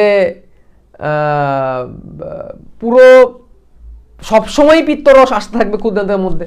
ব্যাপারটা কি এরকম? ব্যাপারটা কিন্তু এরকম না। সবসময় কিন্তু পিত্ত রস ক্ষুদ্রান্তের মধ্যে আসা শুরু করবে এরকম না, থেমে থেমে আসবে। ঠিক আছে, বুঝছো? থেমে থেমে আসবে, যখন দরকার তখন আসবে। পাকস্থলী থেকে তো খাবারটা ডাইরেক্ট ক্ষুদ্রান্তে ঢুকবে এমন না, টাইম টু টাইম ঢুকবে। পাকস্থলীতে খাবারটা যখন তরল মন্ডে পরিণত হবে, তরল একটা জুসের মতো পরিণত হবে, তারপর তো সেটা ক্ষুদ্রান্তে ঢুকবে, এটা অর্ধপাচিত খাবার। তো যখন ক্ষুদ্রান্তে ঢুকবে, যখন পর্যাপ্ত পরিমাণ ফ্যাট আসবে, তখন সেটার জন্যে আমার পিত্তরস আসবে। তো এই ব্যাপারটা সুন্দর প্রসেস দিয়ে নিয়ন্ত্রিত হয়, এমন না যে আসলো আর ঢেলে দিল, এরকম না। তো এই ব্যাপারটা তোমরা এখন, আমি এই জিনিসটা আবার একটু রিক্যাপ দেখাবো, তখন তোমরা বুঝতে পারো। আমি একটু বসি এই সাইডে, হ্যাঁ, আমি একটু বসি এই সাইডে, তো তোমরা এই জিনিসটা আবার এইখানে দেখতে পারবা। এখানে আমি এটাকে আবার একটু রিক্যাপ করি, রিক্যাপ করলে তোমরা এখানে দেখতে পাবা যে ঘটনাটা কি ঘটতেছে। তো খেয়াল করে দেখো, খেয়াল করে দেখো কি হইতেছে। জমতেছে, প্রথমে কি হইতেছে, জমতেছে, তাই না? জমতেছে, জমার পরে পিত্তথলিতে জমা হচ্ছে অগ্নাশয়। এই পিত্তরসটা কিন্তু যকৃৎ থেকে আসছে, এটা কিন্তু যকৃৎ। তো নালীর ভিতর জমলো, এখানে কোনো আটকানো কিন্তু, একটু খেয়াল করো, আবার দেখো, আবার দেখো, দেখো এখানে কিন্তু আটকানো, এই যে এই জায়গাটা কিন্তু ক্ষুদ্রান্তের, এই জায়গাটা কিন্তু ক্ষুদ্রান্তের, এবং দেখো সবুজ গেট দিয়ে আটকানো, সবুজ গেট দিয়ে কিন্তু আটকানো, দেখো পিত্তরসগুলো কিন্তু জমে যাচ্ছে, পিত্তরসগুলো কিন্তু জমে যাচ্ছে, ঠিক আছে, পিত্তথলিতে জমতেছে, পিত্তথলিতে জমতেছে। যখনই ক্ষুদ্রান্তে খাবার আসবে, এই দেখো ক্ষুদ্রান্তে খাবার আসছে, সাথে সাথে গেটটা খুলে গেছে, এখন দেখো পিত্তরস ঢুকতেছে, দেখছো, এখন কিন্তু পিত্তরস ঢুকার পারমিশন পাইছে, আগে কিন্তু পারমিশন ছিল না, আগে কিন্তু পারমিশন ছিল না। আবার দেখো লাস্ট টাইম ঢুকতেছে, কিন্তু কিন্তু গেটটা, সবুজ গেটটা বন্ধ, এজন্য অ্যাম্পুল অফ ভ্যাটার দিয়ে কিন্তু ক্ষুদ্রান্তে প্রবেশ করতে পারতেছে না, ঠিক আছে, তো জমতেছে, ভালো কথা, পিত্তথলিতে জমতেছে, জমতে থাকুক। এবার ঘটনাটা যেটা ঘটবে, সবুজ গেটটা খুলে যাবে কখন, যখনই ক্ষুদ্রান্তের মধ্যে খাবার আসবে, যে হলুদ দেখো এই যে ফ্যাট, সাথে সাথে কিন্তু পিত্তরস ঢোকা শুরু করলো। তো এই ব্যাপারটা কারা নিয়ন্ত্রণ করতেছে, সিক্রিটিন এবং কোলেসিস্টিকাইনিন নামে দুটো হরমোন। সবাই একটু লেখো, দেখো দুটো হরমোনের নাম এখানে লাল কালি দেওয়া আছে, সিক্রিটিন আর কোলেসিস্টোকাইনিন, সবাই একটু কমেন্টে লেখো, সিক্রিটিন এবং কোলেসিস্টোকাইনিন, সিক্রিটিন এবং কোলেসিস্টোকাইনিন এই দুটো হরমোনের নাম সবাই একটু লেখো আগে। দুটো হরমোন সিক্রিটিন এবং কোলেসিস্টোকাইনিন। সিক্রিটিন অগ্নাশয় থেকে রস ক্ষরণে, যাতে অগ্নাশয়টা রস ক্ষরণে উদ্দীপ্ত হয়, এবং কোলেসিস্টোকাইনিন পিত্তথলিকে সংকুচিত করে পিত্তরস ক্ষরণে উদ্দীপনা করে। তারপরে ব্যাপারটা কি দাঁড়াইলো, ব্যাপারটা হচ্ছে এরকম, যখনই ক্ষুদ্রান্তে খাবারটা ঢুকছে, যখনই ক্ষুদ্রান্তে খাবারটা ঢুকছে, সিক্রিটিন আর কোলেসিস্টোকাইনিন নামে দুটো হরমোন আসছে। ক্ষুদ্রান্তে খাবার ঢোকার পরে, কিন্তু আগে না। কেমনে বুঝলো ক্ষুদ্রান্ত, কারণ ক্ষুদ্রান্তে এরকম অনেক রকমের স্নায়ু আছে, যারা বোঝে, স্নায়ু নিয়ে পরে কথাবার্তা বলবো, যে কোনো জায়গায় স্নায়ু লাগবে। এই জন্য এইবারের সিলেবাসটারে আমি খুব অপছন্দ করি, শর্ট সিলেবাসটারে, কারণ শর্ট সিলেবাসে সমন্বয় অধ্যায়ের নাই, ব্রেনের অধ্যায়ের নাই। হ্যাঁ, সবাই লিখতেছো সিক্রিটিন আর কোলেসিস্টোকাইনিন, ভেরি গুড। তো কেন আমি অপছন্দ করি, কারণ শর্ট সিলেবাসে ব্রেনের অধ্যায়ের নাই, প্রত্যেকটা চ্যাপ্টারে ব্রেন নিয়ে কথাবার্তা আছে, প্রত্যেকটা চ্যাপ্টারে ব্রেন নিয়ে কথাবার্তা আছে, বা স্নায়ু নিয়ে কথাবার্তা আছে, প্রত্যেকটা চ্যাপ্টারে আছে, এখানেও আছে। এই যে ক্ষুদ্রান্তের মধ্যে খাবারটা যে ঢুকছে, এটা আমি বুঝলাম কেমনে, অগ্নাশয়কে যে ক্ষরণ করাবে সিক্রিটিন, আর পিত্তথলিকে যে সংকোচন করে রস ক্ষরণে উদ্দীপিত করবে কোলেসিস্টোকাইনিন, এটা যে হবে ক্ষুদ্রান্তে খাবার ঢোকার পর, তো ক্ষুদ্রান্তে খাবারটা যে ঢুকছে আমি বুঝছি কেমনে ভাই, বেসিক কমন সেন্স না, বুঝছি কেমনে, স্নায়ুর মাধ্যমে। বেশ কিছু স্নায়ু আছে যেটা পুরো দেহকে ঘিরে রাখছে, এর মধ্যে ভেগাস নামে একটা স্নায়ু আছে, যার কিছু ব্রাঞ্চ আছে, পাকস্থলীতে গেছে, গ্যাস্ট্রিক ব্রাঞ্চ ক্ষুদ্রান্তে গেছে, সে এটাকে বুঝে, তারপর এটা পসিবল হয়, বুঝছো? তাহলে আমি এই কোলেসিস্টোকাইনিন সিক্রিটিনের ব্যাপারটা তোমাদের বুঝাতে পারছি। তো কোলেসিস্টোকাইনিন সিক্রিটিনের কাজটা একটু করে নিবা ভাইয়া, কোলেসিস্টোকাইনিন ও সিক্রিটিনের কাজটা একটু ভালো করে পড়বা, সিক্রিটিন এবং কোলেসিস্টোকাইনিন এদের কাজ ভালো করে পড়বা। এটা না থাকলে কিন্তু অগ্নাশয় রস আর পিত্তরস জীবনেও ক্ষরণ হইতে পারবে না।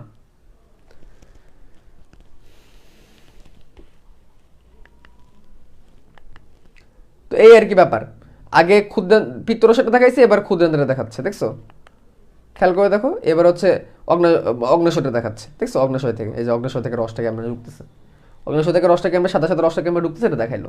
আরেকবার দেখি, এই যে অগ্নাশয় থেকে সাদা সাদা রসটাকে আমরা ঢুকতেছে, দেখাইলো। ওকে, ডান। ক্ষুদ্রান্তের রাসায়নিক পরিপাক। এবার ভাই যেগুলো আসবে এগুলো খুবই সহজ, এগুলা পড়ে ফেলছি, এখানে একটু ভুল আছে, কালকে ভুলটা ঠিক করলাম এত কষ্ট করে, আবার সেই ভুল ভুল থেকেই গেল, স্লাইডটা জানি কেমনে কেমনে কি জানি একটু উল্টাপাল্টা হয়ে গেছে, বুঝছো? ঠিক আছে, আচ্ছা, স্টার্চের উপর অ্যামাইলোজ এনজাইম কাজ করবে, অ্যামাইলোজের কাজ আমরা আগে পড়ছি, বানাবে মল্টোজ, মল্টোজের উপরে কাজ করবে মল্টেজ এনজাইম, বানাবে 2 অণু গ্লুকোজ, এগুলো আমরা আগেই দেখছি। এটা হচ্ছে ক্ষুদ্রান্তে শর্করা পরিপাক, ক্ষুদ্রান্তে শর্করা পরিপাক দেখলাম। তো এইখানে মেলা কাহিনী লিখবে, এত কাহিনী আমার দরকার নাই, এত কাহিনী আমার দরকার নেই, এখানে ভুলও আছে, একটু ভুলও আছে। মল্টোজ এই একটু ঠিক করে দিচ্ছি, সুক্রোজ এনজাইম, গ্লুকোজ আর ফ্রুক্টোজ ভুলে ভরা, এটা আমি কালকে রাতে ঠিক করলাম, কেমনে কেমনে জানি স্লাইডটা রিকভারি মোডে যায়, সব উল্টাপাল্টা হয়ে গেছে, হ্যাঁ তার কষ্ট একদম ড্যামেজ হয়ে গেল। আচ্ছা, এই তো এইগুলা যখন কোষ রসায়ন পড়াবো বাবা, কোষ রসায়ন পড়াইলে না এগুলো ডিটেলস দেখাবো। এখন এগুলো এখনই পড়ে তোমাদের মাথা নষ্ট করার দরকার নাই। কেউ চাইলে পড়তে পারো, দাগানো বইয়ের পিডিএফে দিয়ে দিছি, কোষ রসায়নের ডিটেলস দেখাবো আমি এগুলোকে, কোষ রসায়নের ডিটেলস দেখাবো, ঠিক আছে। তো আমি যদি কেউ এক্সট্রা দেখতে চাও তাহলে আমি একটু বলে দিই জিনিসটাকে কেমনে কি হয়েছে। দেখো, স্টার্চের উপর কাজ করবে একটা এনজাইম যার নাম হচ্ছে অ্যামাইলেস, বানাবে মল্টোজ। এই মল্টোজের উপরে, মল্টোজটা কিভাবে তৈরি হয়, দুইটা গ্লুকোজ দিয়ে তৈরি হয়। তাহলে মল্টোজের উপর যদি ম্যালটেজ এনজাইম কাজ করে তাহলে দুইটা গ্লুকোজ হয়ে যাবে, গ্লুকোজ বের হয়ে যাবে। আচ্ছা, এরপরে দেখো সুক্রোজ। সুক্রোজ মানে হচ্ছে চিনি। সুক্রোজ মানে কি চিনি। এটা মনে রাখার টেকনিক কি, girl friendship, girl friendship, girl friendship, girl friendship না, ঠিক আছে। তো গার্ল থেকে মনে রাখবা গ্লুকোজ, গার্ল থেকে মনে রাখবা গ্লুকোজ, ফ্রেন্ড থেকে মনে রাখবা ফ্রুক্টোজ, ফ্রেন্ড থেকে মনে রাখবা ফ্রুক্টোজ, মিলে হবে এস থেকে মনে রাখবা সুক্রোজ। এটা মনে রাখার টেকনিক, মনে রাখার টেকনিক, ঠিক আছে। গার্ল ফ্রেন্ডশিপ, ঠিক আছে, গার্ল ফ্রেন্ডশিপ। তাহলে গ্লুকোজ আর ফ্রুক্টোজ মিলে তৈরি করবে সুক্রোজ বা চিনি, ঠিক আছে। তো তুমি যদি সুক্রোজের উপর সুক্রেজ এনজাইম দাও তাহলে এটা গ্লুকোজ আর ফ্রুক্টোজে ভাগ হয়ে যাবে, বেসিক কমন সেন্স। আচ্ছা, আরেকটা জিনিস শেখাই, জি ও ও জি এল ই, গ্লুগুলু, তাই না। জি থেকে মনে রাখবা গ্লুকোজ, আর এই জি থেকে মনে রাখবা গ্যালাক্টোজ, গ্যালাক্টোজ মিলে তৈরি করবে এল থেকে মনে রাখবা ল্যাকটোজ। ল্যাকটোজ হচ্ছে দুধের শর্করা, ল্যাকটোজ কি দুধের শর্করা। তাহলে গ্লুকোজ আর গ্যালাক্টোজ মিলে তৈরি করবে ল্যাকটোজ, গ্লুকোজ আর গ্যালাক্টোজ মিলে তৈরি করবে কি ল্যাকটোজ, ঠিক আছে। তাহলে তুমি যদি ল্যাকটোজের উপর ল্যাকটেজ এনজাইম দাও তাহলে এটা ভেঙে আবার গ্লুকোজ আর গ্যালাক্টোজ হয়ে যাবে, বেসিক কমন সেন্স। তাহলে এগুলো ক্ষুদ্রান্ত থেকে আসতেছে, ঠিক আছে। গার্ল ফ্রেন্ডশিপ, গার্ল ফ্রেন্ডশিপ না, ঠিক আছে। তো এই হচ্ছে মনে রাখা। আচ্ছা, তোমরা কি একটা জিনিস জানো, এই তোমরা ছ্যাঁকা খাইছো কে কে, একটু বলো তো, আজকে একটু মজা করি, সবসময় তো মজা করা হয় না। তোমরা ছ্যাঁকা খাইছো কে কে, অনেকে বলা শুরু করবে আমি খাইছি, আমি খাইছি, আমি খাইছি, ঠিক আছে। তো ছ্যাঁকা তো সবাই খায়, জীবনে ছ্যাঁকা কত খাইছে মানুষ। ছ্যাঁকা কি, ছ্যাঁকা শব্দের অর্থ হচ্ছে সুগার, এটা বেটা ছ্যাঁকা শব্দের অর্থ সুগার, মিষ্টি, মিষ্টি। ছ্যাঁকা মানে সুগার, মিষ্টি।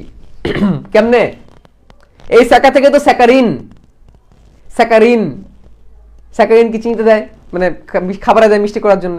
এই ছ্যাঁকা থেকে তো স্যাকারাইট, এই ছ্যাঁকা থেকে কি স্যাকারাইট, স্যাকাটা গ্রিক শব্দ, এর অর্থ হচ্ছে মিষ্টি, সুগার, ঠিক আছে। তো কেউ যদি ছ্যাঁকা খায়, আমাদের বন্ধু বান্ধবরা মজা করে এরকম বলে আর কি, কিরে বন্ধু সুগার খাইছিস নাকি। তো ছ্যাঁকা, স্যাকারিন, স্যাকারাইট, মোনোস্যাকারাইট, ডাইস্যাকারাইট, পলিস্যাকারাইট। পলিস্যাকারাইট মানে কি বহু শর্করা, বহু শর্করা। মোনোস্যাকারাইট মানে কি এক শর্করা, যেমন গ্লুকোজ, ফ্রুক্টোজ, গ্যালাক্টোজ, যেগুলো হচ্ছে এক শর্করা, মোনোস্যাকারাইট। ডাইস্যাকারাইট মানে কি দুইটা, যে দুইবার ছ্যাঁকা খাইছে, এই যে এগুলো সব ডাইস্যাকারাইট। ম্যালটোজ, সুক্রোজ, গ্যালাক্টোজ, এগুলো সব ডাইস্যাকারাইট, বুঝছো। মনে রাখবেন, মজা রাখার টেকনিক আর কি। তো এইগুলোই আর কি, এগুলো এতক্ষণ ছিল। তো ভাঙলে কি পাবা একটু দেখাই দিলাম আর কি। আচ্ছা দেখো ট্রিপসিন কেমনে কাজ করে। এই যে প্রোটিউজার পেপটন ক্ষুদ্রান্ত থেকে আসছে, এই পাকস্থলী থেকে আসছে প্রোটিউজার পেপটন, প্রোটিউজার পেপটন ক্ষুদ্রান্ত এই পাকস্থলী থেকে আসছে, এটার উপর আবার ট্রিপসিন কাজ করবে, পলিপেপটাইড বানাবে, ঠিক আছে। এই পলিপেপটাইডের উপরে, এই পলিপেপটাইডের উপরে দেখো কার্বক্সি পেপটাইডেস নামে একটা এনজাইম কাজ করবে, কার্বক্সি পেপটাইডেস। কার্বক্সি পেপটাইডেস নামের সাথে পেপটাইডেস দেখে বুঝবে এটা পরিপরিপাকের এনজাইম। কি করবে দেখো, পলিপেপটাইড মানে কি অনেকগুলো অ্যামাইনো অ্যাসিড, পলিপেপটাইড মানে কি অনেকগুলো অ্যামাইনো অ্যাসিড। অ্যামাইনো অ্যাসিডটা কেমন একটু দেখাই তোমাদের দ্বারা। অ্যামাইনো অ্যাসিড দেখতে কেমন, অ্যামাইনো অ্যাসিডের মধ্যে NH2 আছে, অ্যামাইনো অ্যাসিডের মধ্যে আছে C2H বা ধরো CH3, অ্যামাইনো অ্যাসিডের মধ্যে আছে একটা অ্যাসিডোমূলক COOH মূলক, এটা হচ্ছে একটা অ্যামাইনো অ্যাসিড, এটা হচ্ছে অ্যামাইনো অ্যাসিড। তাহলে অ্যামাইনো অ্যাসিডের মধ্যে এটা হচ্ছে কার্বক্সি মূলক, কার্বক্সিলিক অ্যাসিড মূলক, এটাকে কি বলে, এটাকে কার্বক্সিলিক অ্যাসিড মূলক বলে। আর কার্বক্সি পেপটাইডেস মানে কি, এই কার্বক্সিলিক মূলক এবং পেপটাইড বন্ধনকে ভাঙবে।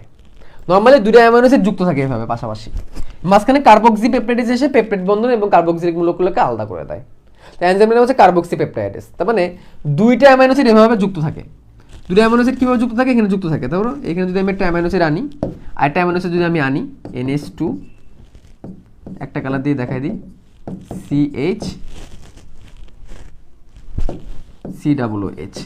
তো বেসিক্যালি পেপটাইড বন্ধনটা এই যে এই বরাবর তৈরি হয়, এই বরাবর তৈরি হয়, এইখানে পেপটাইড বন্ধন থাকে একটা। এই পেপটাইড বন্ধনটাকে ভেঙে দিবে, এই পেপটাইড বন্ধন থেকে ভেঙে আলাদা করে দিবে কোন এনজাইম, কার্বক্সি পেপটাইডেজ এনজাইম। ঠিক আছে, কার্বক্সি পেপটাইডেজ এটা কাজটা করবে। কেমনে করবে দেখো তো, এই দেখো, খেয়াল করে দেখো, আবার দেখাই। এই যে এটা হচ্ছে একটা পলিপেপটাইড চেইন, যেখানে অনেকগুলো অ্যামাইনো অ্যাসিড আছে, হলুদগুলো হচ্ছে অ্যামাইনো অ্যাসিড। এইখানে কার্বক্সি পেপটাইডেজ এনজাইমটা আসবে, এসে একটা একটা করে অ্যামাইনো অ্যাসিডকে আলাদা করে দিবে, একটা অ্যামাইনো অ্যাসিডকে কি করে দিবে, আলাদা করে দিবে, গেল।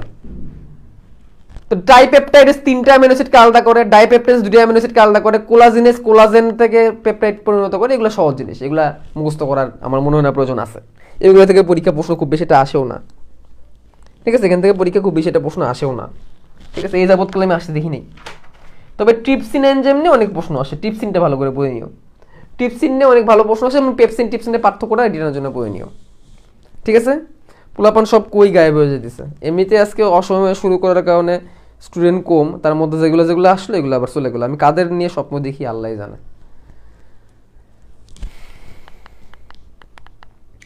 লিপিড পরিপাক, উপরের এত কথা পড়ার দরকার নাই। দেখো কি বলছে, পিত্তরস গুরুত্বপূর্ণ ভূমিকা পালন করে। পিত্তরসে কোনো এনজাইম থাকে না। পিত্তরসে অবস্থিত পিত্ত লবণ, সোডিয়াম গ্লাইকোলেট, সোডিয়াম টার্কোলেট স্নেহ জাতীয় খাদ্যকে ভেঙে ক্ষুদ্র ক্ষুদ্র কণায় পরিণত করে। এটাকে ইমালসিফিকেশন বলে। বা এগুলো তো সব পড়ে আসছি আগে, এগুলো সব পড়ে আসছি। যেটা লাগবে, লাইপেজ এনজাইম ফ্যাটকে ভেঙে ফ্যাটি অ্যাসিডে গ্লিসারলে পরিণত করে। অলরেডি দেখাই ফেলছি তোমাদেরকে একটা বিক্রিয়া মনে রাখো, আর কিছু মনে রাখা লাগবে না। একটা বিক্রিয়া মনে রাখো, আর কিছু পড়া লাগবে না, এমনি মনে থাকবে। এই দেখো, সবুজগুলা ফ্যাটি অ্যাসিড, লালগুলা গ্লিসারল। এটা হচ্ছে একটা লিপিড বা একটা ফ্যাট, এটা হচ্ছে একটা ফ্যাট, এগুলোকে একটা ফ্যাট। ঠিক আছে, দেখো লাইপেজ এনজাইম আসছে, হলুদটা হচ্ছে লাইপেজ এনজাইম, সুন্দর করে ফ্যাটি অ্যাসিড গ্লিসারলগুলোকে ভেঙে দিচ্ছে। আবার দেখাই, এই সবুজগুলো হচ্ছে এক একটা ফ্যাট, এক একটা স্নেহকণা। লাইপেজ এনজাইম আসছে, ফ্যাটি অ্যাসিড গ্লিসারলগুলোকে ভেঙে দিচ্ছে। কি সুন্দর, ডান। তো এরপরে ফসফোলাইপেজ, কোলেস্ট্রল এস্টারেজ, এগুলো চাইলে তোমরা পড়তে পারো, আমি এত হার্ডলি রিকমেন্ড করি না, পড়তে পারো চাইলে। এগুলো হচ্ছে এনটিকে, এগুলো জেনে রাখলে ভালো আর কি। দাগানো বইয়ে দেওয়া আছে, লাইপেজ দেখলেই বুঝবা লিপিড পরিপাককারী এনজাইম, ফ্যাটি অ্যাসিড গ্লিসারলই করবে আলটিমেটলি। আর অ্যাস্টার হচ্ছে লিপিডের একটা রূপ, তোমরা যোগে পড়বা, তোমাদের নাজমুস সাকিব ভাই পড়াবে। অ্যাস্টার কি, অ্যাস্টার হচ্ছে কাইন্ড অফ ফ্যাটি অ্যাসিডের উদ্ভূত যৌগ। তো এই ধরনের দিন শেষে ফ্যাটি অ্যাসিড আর কোলেস্ট্রল তৈরি করবে, দিন শেষে একই জিনিস। তো এগুলো আমরা পড়ে ফেলছি, এখান থেকে পড়ার কিছু নাই। এখন আসি আসল পড়ায়। ক্ষুদ্রান্তে খাদ্যবস্তুর শোষণ, খাইলাম দাইলাম সব করে ফেললাম, খাওয়া দাওয়া শেষ। ঠিক আছে, এখন আমাদের তো খাবার কি করতে হবে, শোষণ করা লাগবে। সব মাথার উপর দিয়ে গেল, মানে কার মাথার উপর দিয়ে গেল, কি বুঝো নাই? মেহেরিন তানহা, কি বুঝো নাই? কোন জায়গাটা বুঝো নাই বলো না, তুমি আগে বলবা, তারপর আমি পড়াবো। বলো কোনটা মাথার উপর দিয়ে গেছে। কারো মাথার উপর দিয়ে যাবে আর আমি টান দিয়ে চলে যাবো, এটা হইতে পারে না, কারণ পরে ক্লাস ভালো নাই বললে পরে গালি দিবা। বলো, কারো মাথার উপর দিয়ে যদি যায় তাহলে আমি সেই পড়া সেখান থেকে আগাবো না। মাত্র 1 ঘন্টা হয়েছে, খিদাও পাইছে।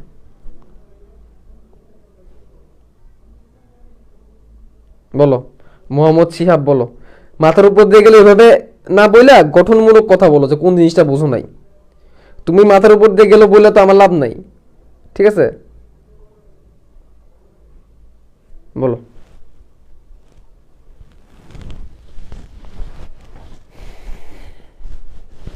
বলো, কমন করা তো খুবই সহজ, সব মাথার উপর দিয়ে গেল।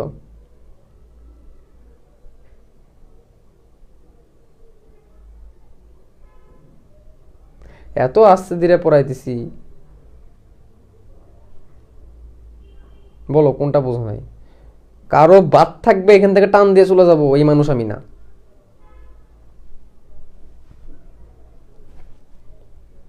কয়টা স্লাইড আছে আর?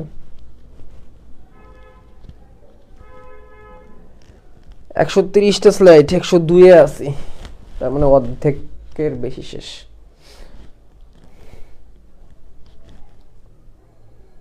আমার হোয়াটসঅ্যাপ নাম্বার 01746968904, এই কোর্সের জন্য হোয়াটসঅ্যাপ নাম্বার। যে বোঝো নাই হোয়াটসঅ্যাপ করে রাখো, কি বোঝো নাই রিপ্লাই দিয়ে দিব, ঠিক আছে? হোয়াটসঅ্যাপ, আবার কল দিও না কিন্তু, অনেকে আবার কল দিয়ে বসো, কল দিলে কষ্ট লাগে। দিয়ে দিলাম, যাও। পুষ্টি অণু ক্ষুদ্রান্তের বিলয় অতিক্রম করে গ্রহণের প্রক্রিয়াকে শোষণ বলা হয়। শোষণের সঙ্গে আসবে না কোনোদিন, দরকার নেই, ঠিক আছে? তো আলটিমেটলি যেটা বলতেছিলাম ক্ষুদ্রান্ত হচ্ছে একটা গুরুত্বপূর্ণ জায়গা, বিশেষ করে ক্ষুদ্রান্তের জেজুনা এবং ইলিয়াম খুবই গুরুত্বপূর্ণ জায়গা। সেই জায়গাটা হচ্ছে যেখানে তার খাদ্যবস্তু কি হয়, খাদ্যবস্তু শোষিত হয়। খাদ্যবস্তু শোষিত, তুমি খাইলা দাইলা সব পায়খানা করে বাইর করে দিলা, লাভ আছে? লাভ নেই তো। খাবারগুলো তো কোষের মধ্যে পৌঁছাইতে হবে, তাই না? কোষের মধ্যে না পৌঁছালে তো ওই খাবার খেয়ে লাভ নাই। তো ওই জন্যে ক্ষুদ্রান্তের মধ্যে এরকম আঙুলের মতো অভিক্ষেপ থাকে, এরকম আঙুলের মতো অভিক্ষেপ থাকে, এগুলোকে বলে ভুলাই। এন্ড বিলয়ের সংখ্যা কেমনে কেমনে জানি প্রতি বছর চেঞ্জ হয়। গাজী আজমল স্যারের বই পড়লে দেখা যায় আর কি, যে বিলয়ের সংখ্যা প্রতি বছরই বদলাইতেছে। দেখি নতুন বছরেরটা কত, এটা আমার দেখে নেওয়া লাগে, কোন বছর যে কি থাকে। আচ্ছা 50 লাখ, 50 লাখ নাও, 50 লাখ পড়ো আপাতত, কোন দিন আবার 50,000 হয়ে যায়, কোন দিন আবার 50,000 হয়ে যাবে ঠিক নেই, ঠিক আছে? তো এই হচ্ছে একটা ভিলাই, এই আরেকটা ভিলাই।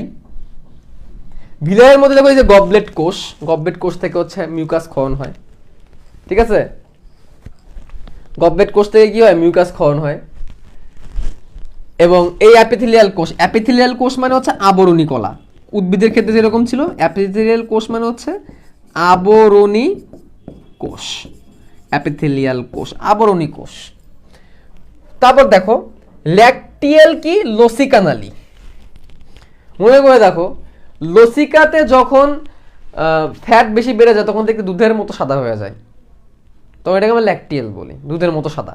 লসিকাটা এটা ল্যাকটিয়াল লেখা, নিচে হয়তো একটু কেটে গেছে, ল্যাকটিয়াল লেখা এখানে, ল্যাকটিয়াল একটু দেখা যাচ্ছে। তো লসিকাটা আলটিমেটলি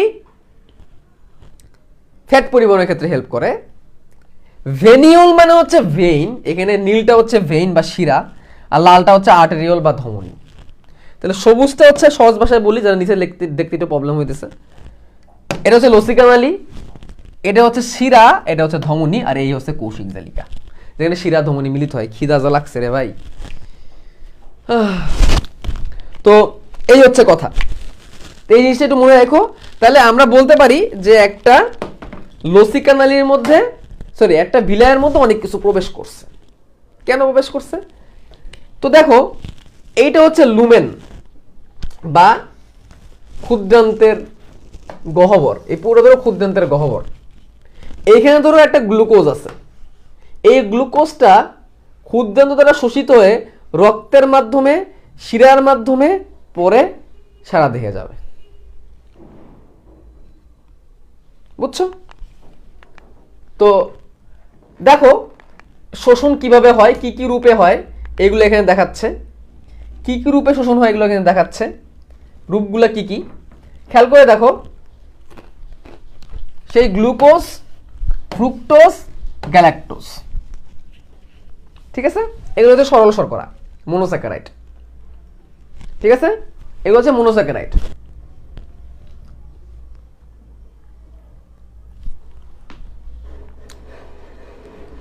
একটা কমেন্ট আসছে, একটু পড়ি দাঁড়াও।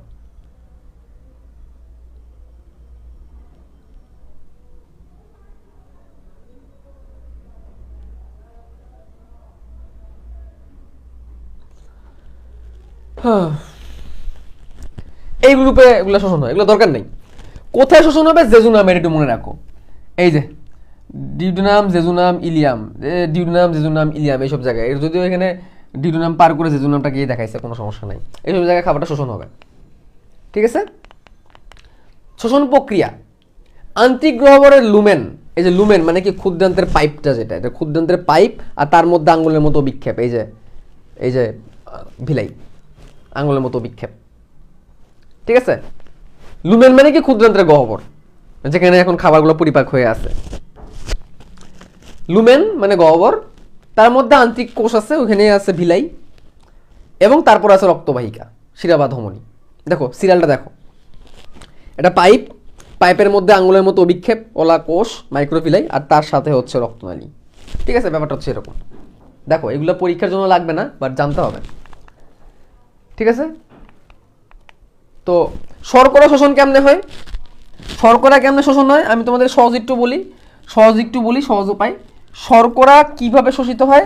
শর্করা শোষিত হচ্ছে সক্রিয় শোষণ এবং ব্যাপন পদ্ধতিতে। কিভাবে হয়? সক্রিয় শোষণ এবং ব্যাপন পদ্ধতিতে। দেখো গ্লুকোজগুলা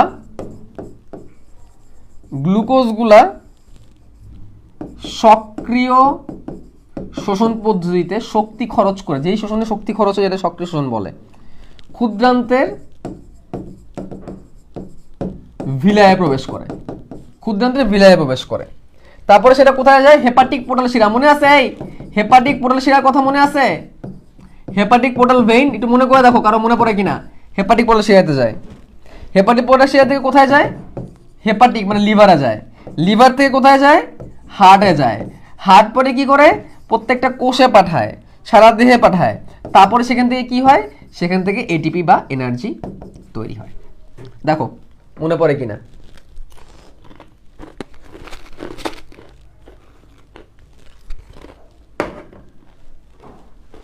আজকে অফ রাখো না, শেষ করতে হবে। আর একটু বাকি, খুব বেশি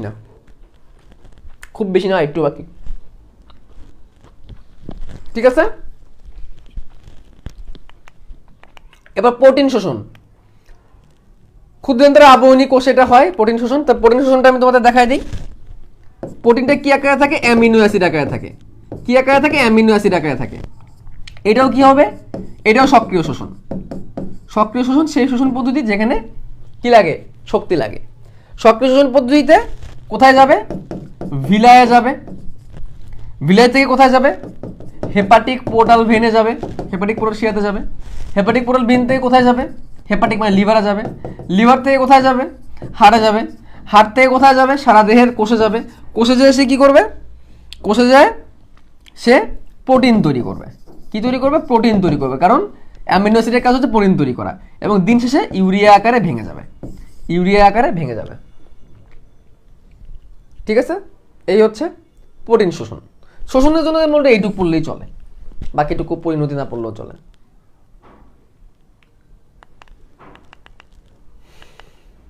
ফ্যাট শোষণ, প্রথমে চর্বিকণাগুলো ক্ষুদ্র ক্ষুদ্র দানায় পরিণত করা হবে। চর্বিকণাগুলোকে কি করতে হবে? ক্ষুদ্র ক্ষুদ্র দানায় পরিণত করতে হবে। প্রথম কাজ, ক্ষুদ্র ক্ষুদ্র কি করলে? দানায় পরিণত করলো। আমি একটু খাইতেছি, ডোন্ট মাইন্ড, খিদা লাগছে খুব।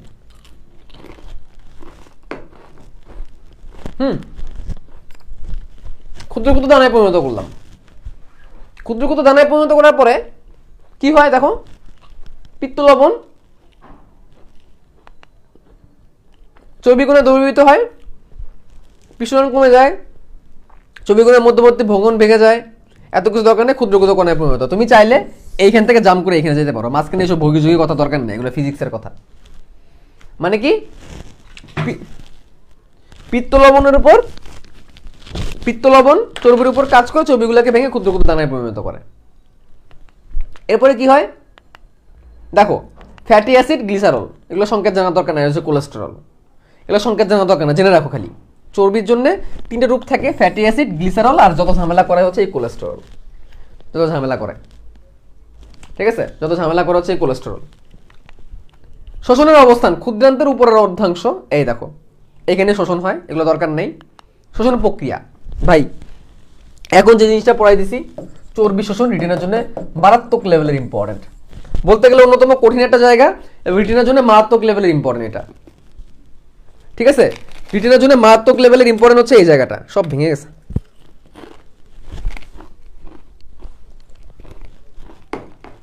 দেখো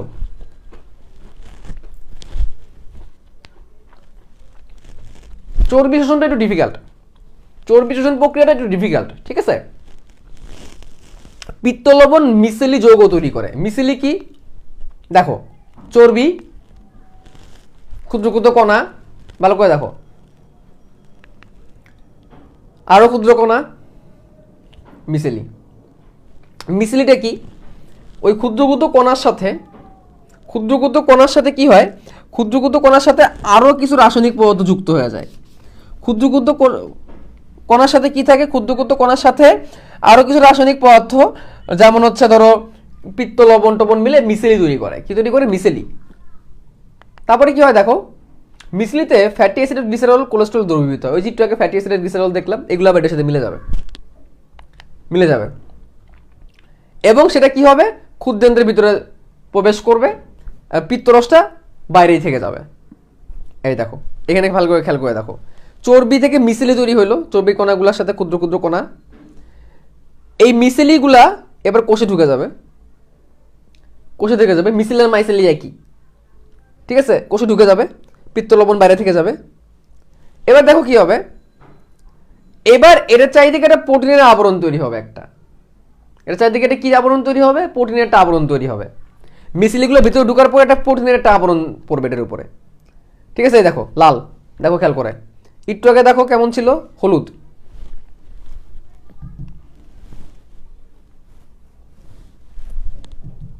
এই জায়গাটাকে ভালো করে খেয়াল করো, এটা অনেকেরই প্রবলেম হয়, খেয়াল করো। ওহ শিট, এটা তো চেঞ্জ হয় না। আচ্ছা এইভাবেই দেখো, তোমরা হচ্ছে এই জায়গাটা খেয়াল করো, এই যে এটা হলুদ, ভিতরে ঢুকে এর সাথে লাল হয়ে গেল, মানে কি, এটা প্রোটিন তৈরি হইলো, ঠিক আছে। প্রোটিনের একটা আবরণ তৈরি হইলো। এখন এটাকে কাইলোমাইক্রন বলে। কি বলে, কাইলোমাইক্রন। লালটা হচ্ছে কাইলোমাইক্রন। এই কাইলোমাইক্রন কি হবে, এক্সোজেনিয়াস প্রক্রিয়া, আন্তরিক কোষ ত্যাগ করবে, মানে কি, কোষ থেকে বের হয়ে চলে আসবে। এক্সোজেনিয়াস হচ্ছে কোষ থেকে বের হওয়ার প্রক্রিয়া, বের হয়ে আসলো, বের হয়ে এসে লসিকানালিতে প্রবেশ করবে। কোথায় প্রবেশ করবে, লসিকানালিতে প্রবেশ করবে। এই যে লসিকানালিতে প্রবেশ করার পরে থোরাসিক নালীতে প্রবেশ করবে। থোরাসিক নালী কি, মানে আরেকটা লসিকানালি। তারপর সেটা রক্তস্রোতে মিশে যাবে, তারপর সেটা রক্তনালীতে চলে আসবে। এই হচ্ছে পুরো কাহিনী, এই হচ্ছে পুরো ফ্যাটের কাহিনী। তাহলে ফ্যাটের কাহিনীটা আমি সামারি করি। চর্বি দ্বারা ক্ষুদ্র ক্ষুদ্র কণাগুলো মিসেলিতে পরিণত হবে, মাইসেলিতে পরিণত হবে, ফ্যাটি অ্যাসিড গ্লিসারলের সাথে মিশে মাইসেলিটা ক্ষুদ্রান্ত্রের ভিতরে ঢুকবে। ক্ষুদ্রান্ত্রের ভিতরে যখন ঢুকবে, মানে কোষের মধ্যে যখন ঢুকবে ভিলের ভিতরে, তখন পিত্ত লবণটা বাইরে থেকে যাবে। সে মিসেলির চারিদিকে প্রোটিনের আবরণ তৈরি করবে কাইলোমাইক্রন। কাইলোমাইক্রনটা কোষ থেকে এক্সোজেনিয়াস প্রক্রিয়া বের হয়ে আসবে, বের হয়ে লসিকানালিতে প্রবেশ করবে। লসিকানালি বড় থোরাসিক নলিকানালিতে চলে যাবে, তারপর সেটা রক্তনালীতে মিশে যাবে। এই হচ্ছে পুরো কাহিনী। পানি শোষণ ক্ষুদ্রান্ত্রের মধ্যে হয়, ক্ষুদ্রান্ত্রের মধ্যে আর বৃহদন্ত্রের মধ্যে পানি শোষণ হয়। পানি শোষণ এতটা বেশি গুরুত্বপূর্ণ না, এমনি পড়লেই চলবে। ভিটামিন শোষণও হচ্ছে, খনিজ লবণ কেমনে শোষণ হয়, ভিলায়ের প্রাচীরে খনিজ লবণ শোষণ হয়, ঠিক আছে। খনিজ লবণটা অতটা বেশি ইম্পর্টেন্ট না। আর ভিটামিন শোষণ কিভাবে হয়, ভিটামিন শোষণ হয় হচ্ছে ক্ষুদ্রান্তের ইলিয়ামে। ক্ষুদ্রান্তের কোথায়, ইলিয়ামে। এইটুকু পড়লেই চলবে। তাহলে পানি শোষণ হচ্ছে কোথায়, খনিজ লবণ কোথায় শোষণ হচ্ছে, ভিটামিন কোথায় শোষণ হচ্ছে, এগুলো অত বেশি ইম্পর্টেন্ট না। এগুলো থেকে খুব বেশি একটা প্রশ্ন আসতে আমরা সাধারণত দেখি না, ঠিক আছে।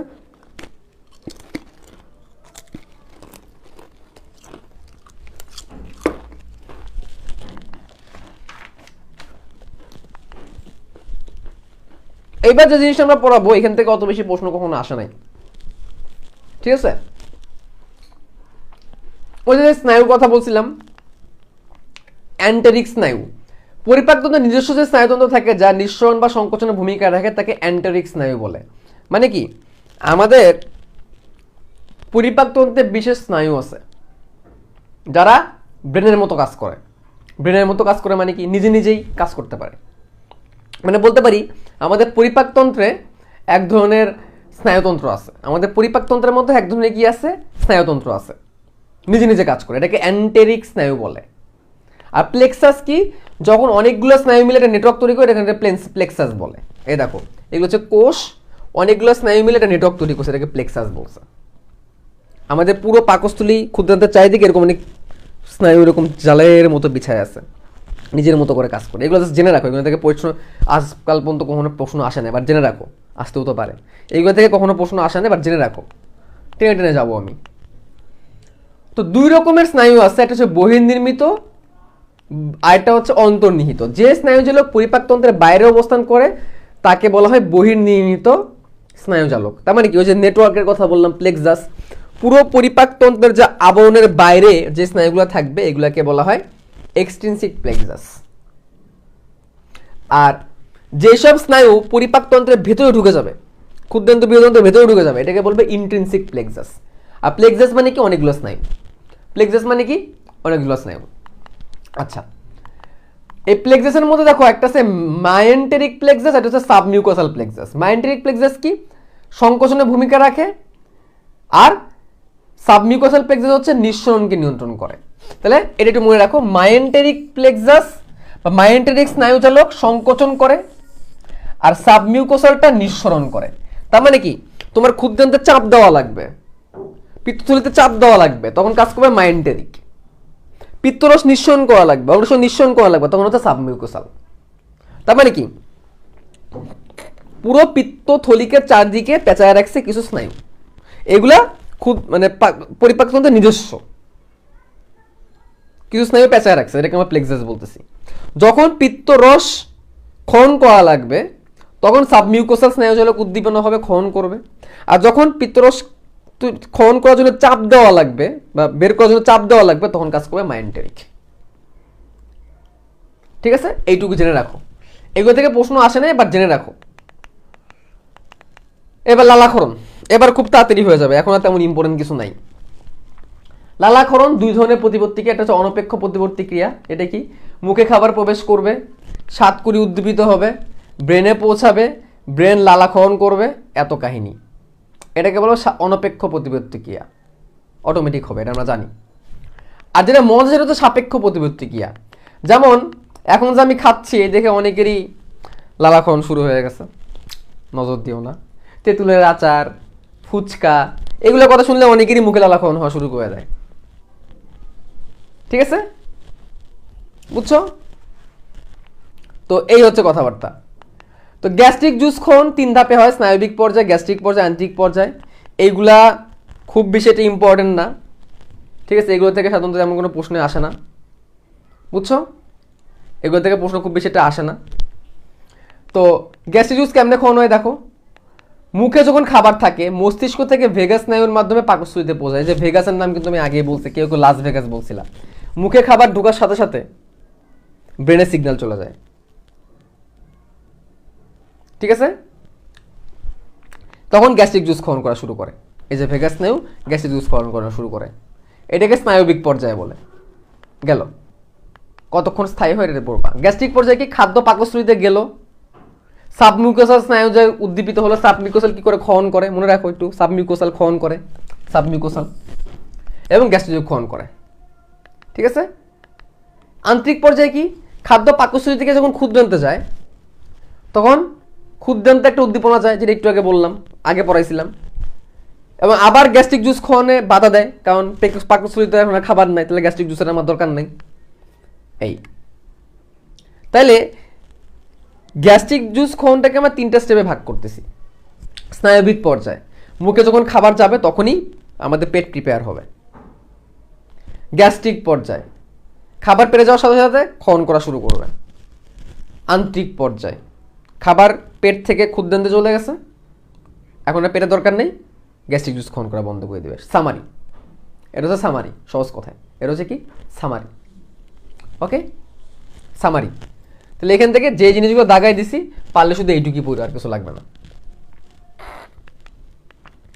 হরমোনের ভূমিকা, হাজার হাজার হরমোনের নাম আছে, ঠিক আছে? এই হরমোনগুলা এত কিছু লাগে না। এই যে স্নায়ু পদ্ধতি, কার্য পদ্ধতি, এগুলো আমি এইভাবে কেটে দিলাম, এগুলো দরকার নাই।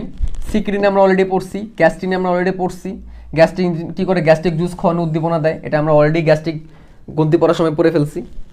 সিক্রিনের কাজ কি, এগুলো আমরা পড়ে ফেলছি, এখান থেকে এটা পড়ার দরকার নাই। কোলেসিস্টোকাইনিন, এটাও আমরা পড়ে ফেলছি, কোলেসিস্টোকাইনিন কাজ এভাবে করে পড়ার দরকার নাই। পিত্তরস বের করে এইটুকুই আমরা জেনে রাখছিলাম, এগুলো এখান থেকে পড়ার দরকার নাই। কোলেসিস্টোকাইনিন আমরা পড়ে ফেলছি অলরেডি। কোলেসিস্টোকাইনিনের আরেক নাম হচ্ছে প্যানক্রিওজাইমিন, এটা একটু পড়ে রাখো, এগুলো আমরা পড়ে ফেলছি, ঠিক আছে। তারপরে সোমাটোস্টেরিন, এটা আমরা পড়ে ফেলছি, ঠিক আছে। সোমাটোস্টেরিন কিন্তু পড়ে ফেলছি, ঠিক আছে। অ্যান্টারোকাইনিন কিন্তু পড়ে ফেলছি, অ্যান্টারোকাইনিনও পড়ে ফেলছি কিন্তু আমরা, সোমাটোস্টেরিন কিন্তু পড়ে ফেলছি। কবে পড়ে ফেলছি? ক্লাস দেখলে বুঝবা।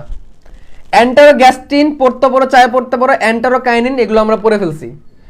ডিক্রাইনিন এগুলো চাইলে পড়তে পারো, নাও পড়তে পারো, আমি জোর করি না, কারণ এখান থেকে কখনো প্রশ্ন সেভাবে করে আসতে দেখা যায় নাই। চাইলে পড়তে পারো, না পড়তে পারো, তোমাদের ইচ্ছা। আসি বৃহদন্ত্রে, এটা লাগবে। বৃহদন্ত্রের 3টা অংশ, সিকাম, কোলন, রেকটাম। কোলনের আবার 4টা অংশ, ঊর্ধ্বগামী কোণ, অনুগামী কোণ, নিম্নগামী কোণ, সিগময়েড কোণ। দেখাই আমি তোমাদের বিষয়টা। এই হচ্ছে সিকাম, সিকামের মাথায় এই হচ্ছে অ্যাপেন্ডিক্স, এই হচ্ছে কি অ্যাপেন্ডিক্স। অ্যাপেন্ডিক্স কার অংশ? সিকামের অংশ আসে। সিকামের পরে এই যে পুরো পার্টটা, এটা একটু ভালো করে পড়ো। এই যে পুরো পার্টটা, এটা হচ্ছে কোলন। এই পুরো পার্টটা কি? এই পুরো পার্টটা, সবুজ পার্টটা হচ্ছে কোলন, সবুজ পার্টটা হচ্ছে কোলন।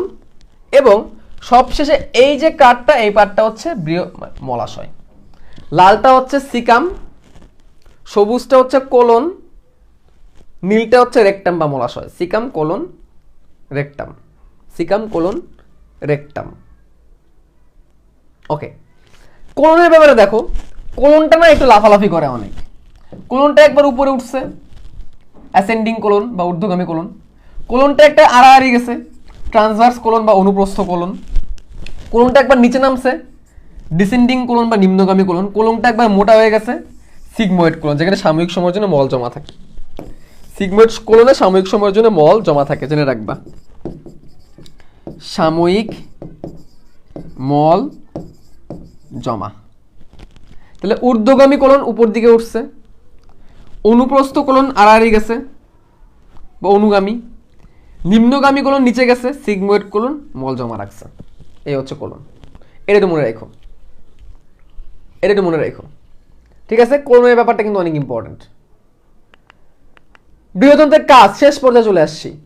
ব্যাকটেরিয়ার ক্রিয়া, আমাদের সেলুলোজগুলোকে ব্যাকটেরিয়া গাজন প্রক্রিয়ায় ক্ষুদ্র ক্ষুদ্র কণায় পরিণত করে, যেটা অপাচ্য একদম আঁশ জাতীয় খাবার, র্যাফেজ, যেটা র্যাফেজ জাতীয় খাবার যেগুলো আমরা খাই, যে র্যাফেজ পড়াইছিলাম না, মনে আছে? র্যাফেজ এটাকে ক্ষুদ্র ক্ষুদ্র কণায় পরিণত করবে, ঠিক আছে। এবং 500 রকমের মিথজীবী ব্যাকটেরিয়া এখানে আছে, 500 রকমের মিথজীবী ব্যাকটেরিয়া এখানে আছে। পানি শোষণ হবে, পানি শোষণ হবে, এটা তো আমরা আগেই দেখছি। গবলেট কোষ মিউকাস ক্ষরণ করবে, তাহলে গবলেট কোষ এখানেও আছে। গবলেট কোষ ক্ষুদ্রান্ত পাইছিলাম, গবলেট কোষ এখানেও পাইছি, ঠিক আছে। গবলেট কোষ কিন্তু এখানেও পাচ্ছি আমি, ঠিক আছে। গবলেট কোষ কি করবে? মিউকাস ক্ষরণ করবে। শেষ পর্যায়ে চলে আসছি। প্রতিদিন 135 গ্রাম আর্দ্র মল তৈরি হবে, ঠিক আছে। আর্দ্র গ্রাম তৈরি হবে কত?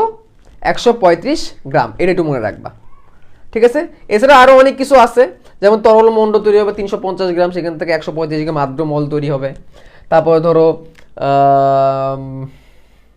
মিথজীবী ব্যাকটেরিয়া হচ্ছে হাইড্রোজেন সালফাইড টাইপের গ্যাস তৈরি করবে, যার কারণে তীব্র গন্ধ আসবে মলের, ঠিক আছে। এগুলো লেখা আছে, পড়তে পারো বইয়ের মধ্যে জানার জন্য। এবার দেখো পুরো প্রসেস।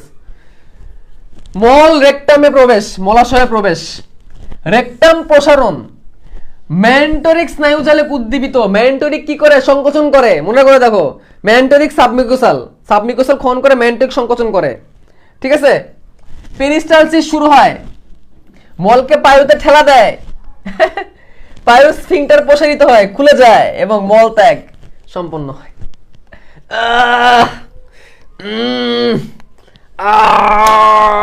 এ কাদের হয়?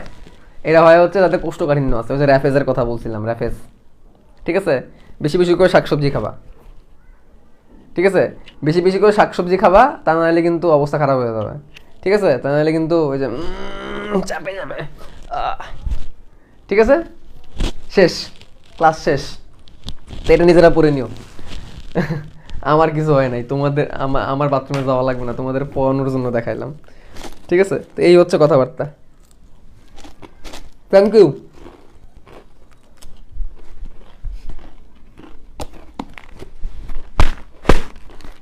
জাগানোভের পিডিএফ থেকে কি কি পাওয়া লাগবে দেখে নিও, ঠিক আছে। পাইপথে স্ফিংটার প্রসারিত। স্ফিংটার মানে কি? স্ফিংটার মানে হচ্ছে এই যে এখানে এটা থাকে আর কি, এটা স্ফিংটার থাকে। মেডিকেলে পড়তে গেলে এগুলো সব দেখতে হবে। এই স্ফিংটারটা প্রসারিত হয়ে খুলে যায়, স্ফিংটার খুলে গেলেই মল বের হয়ে যায়, ঠিক আছে। আপাতত জমা থাকে, জমা থেকে পরে বের হয়ে যেত। আজকে তোমাদের ক্লাসের প্রেজেন্স দেখে আমি নিজেও স্ফীত হয়ে গেলাম। তো কেমন লাগলো ক্লাসটা একটু কুইকলি কমেন্টে জানাই দিও, কেমন লাগলো ক্লাসটা। ক্লাসের পিডিএফ পেয়ে যাবা একটু পরেই, ক্লাসের উপরেই ক্লাসের পিডিএফ পেয়ে যাবা, ইনশাল্লাহ দিয়ে দিব। তো কেমন লাগলো ক্লাসটা? Thank you very much. দোয়া করো ক্লাসের উপস্থিতি দেখে আমি শিহরিত।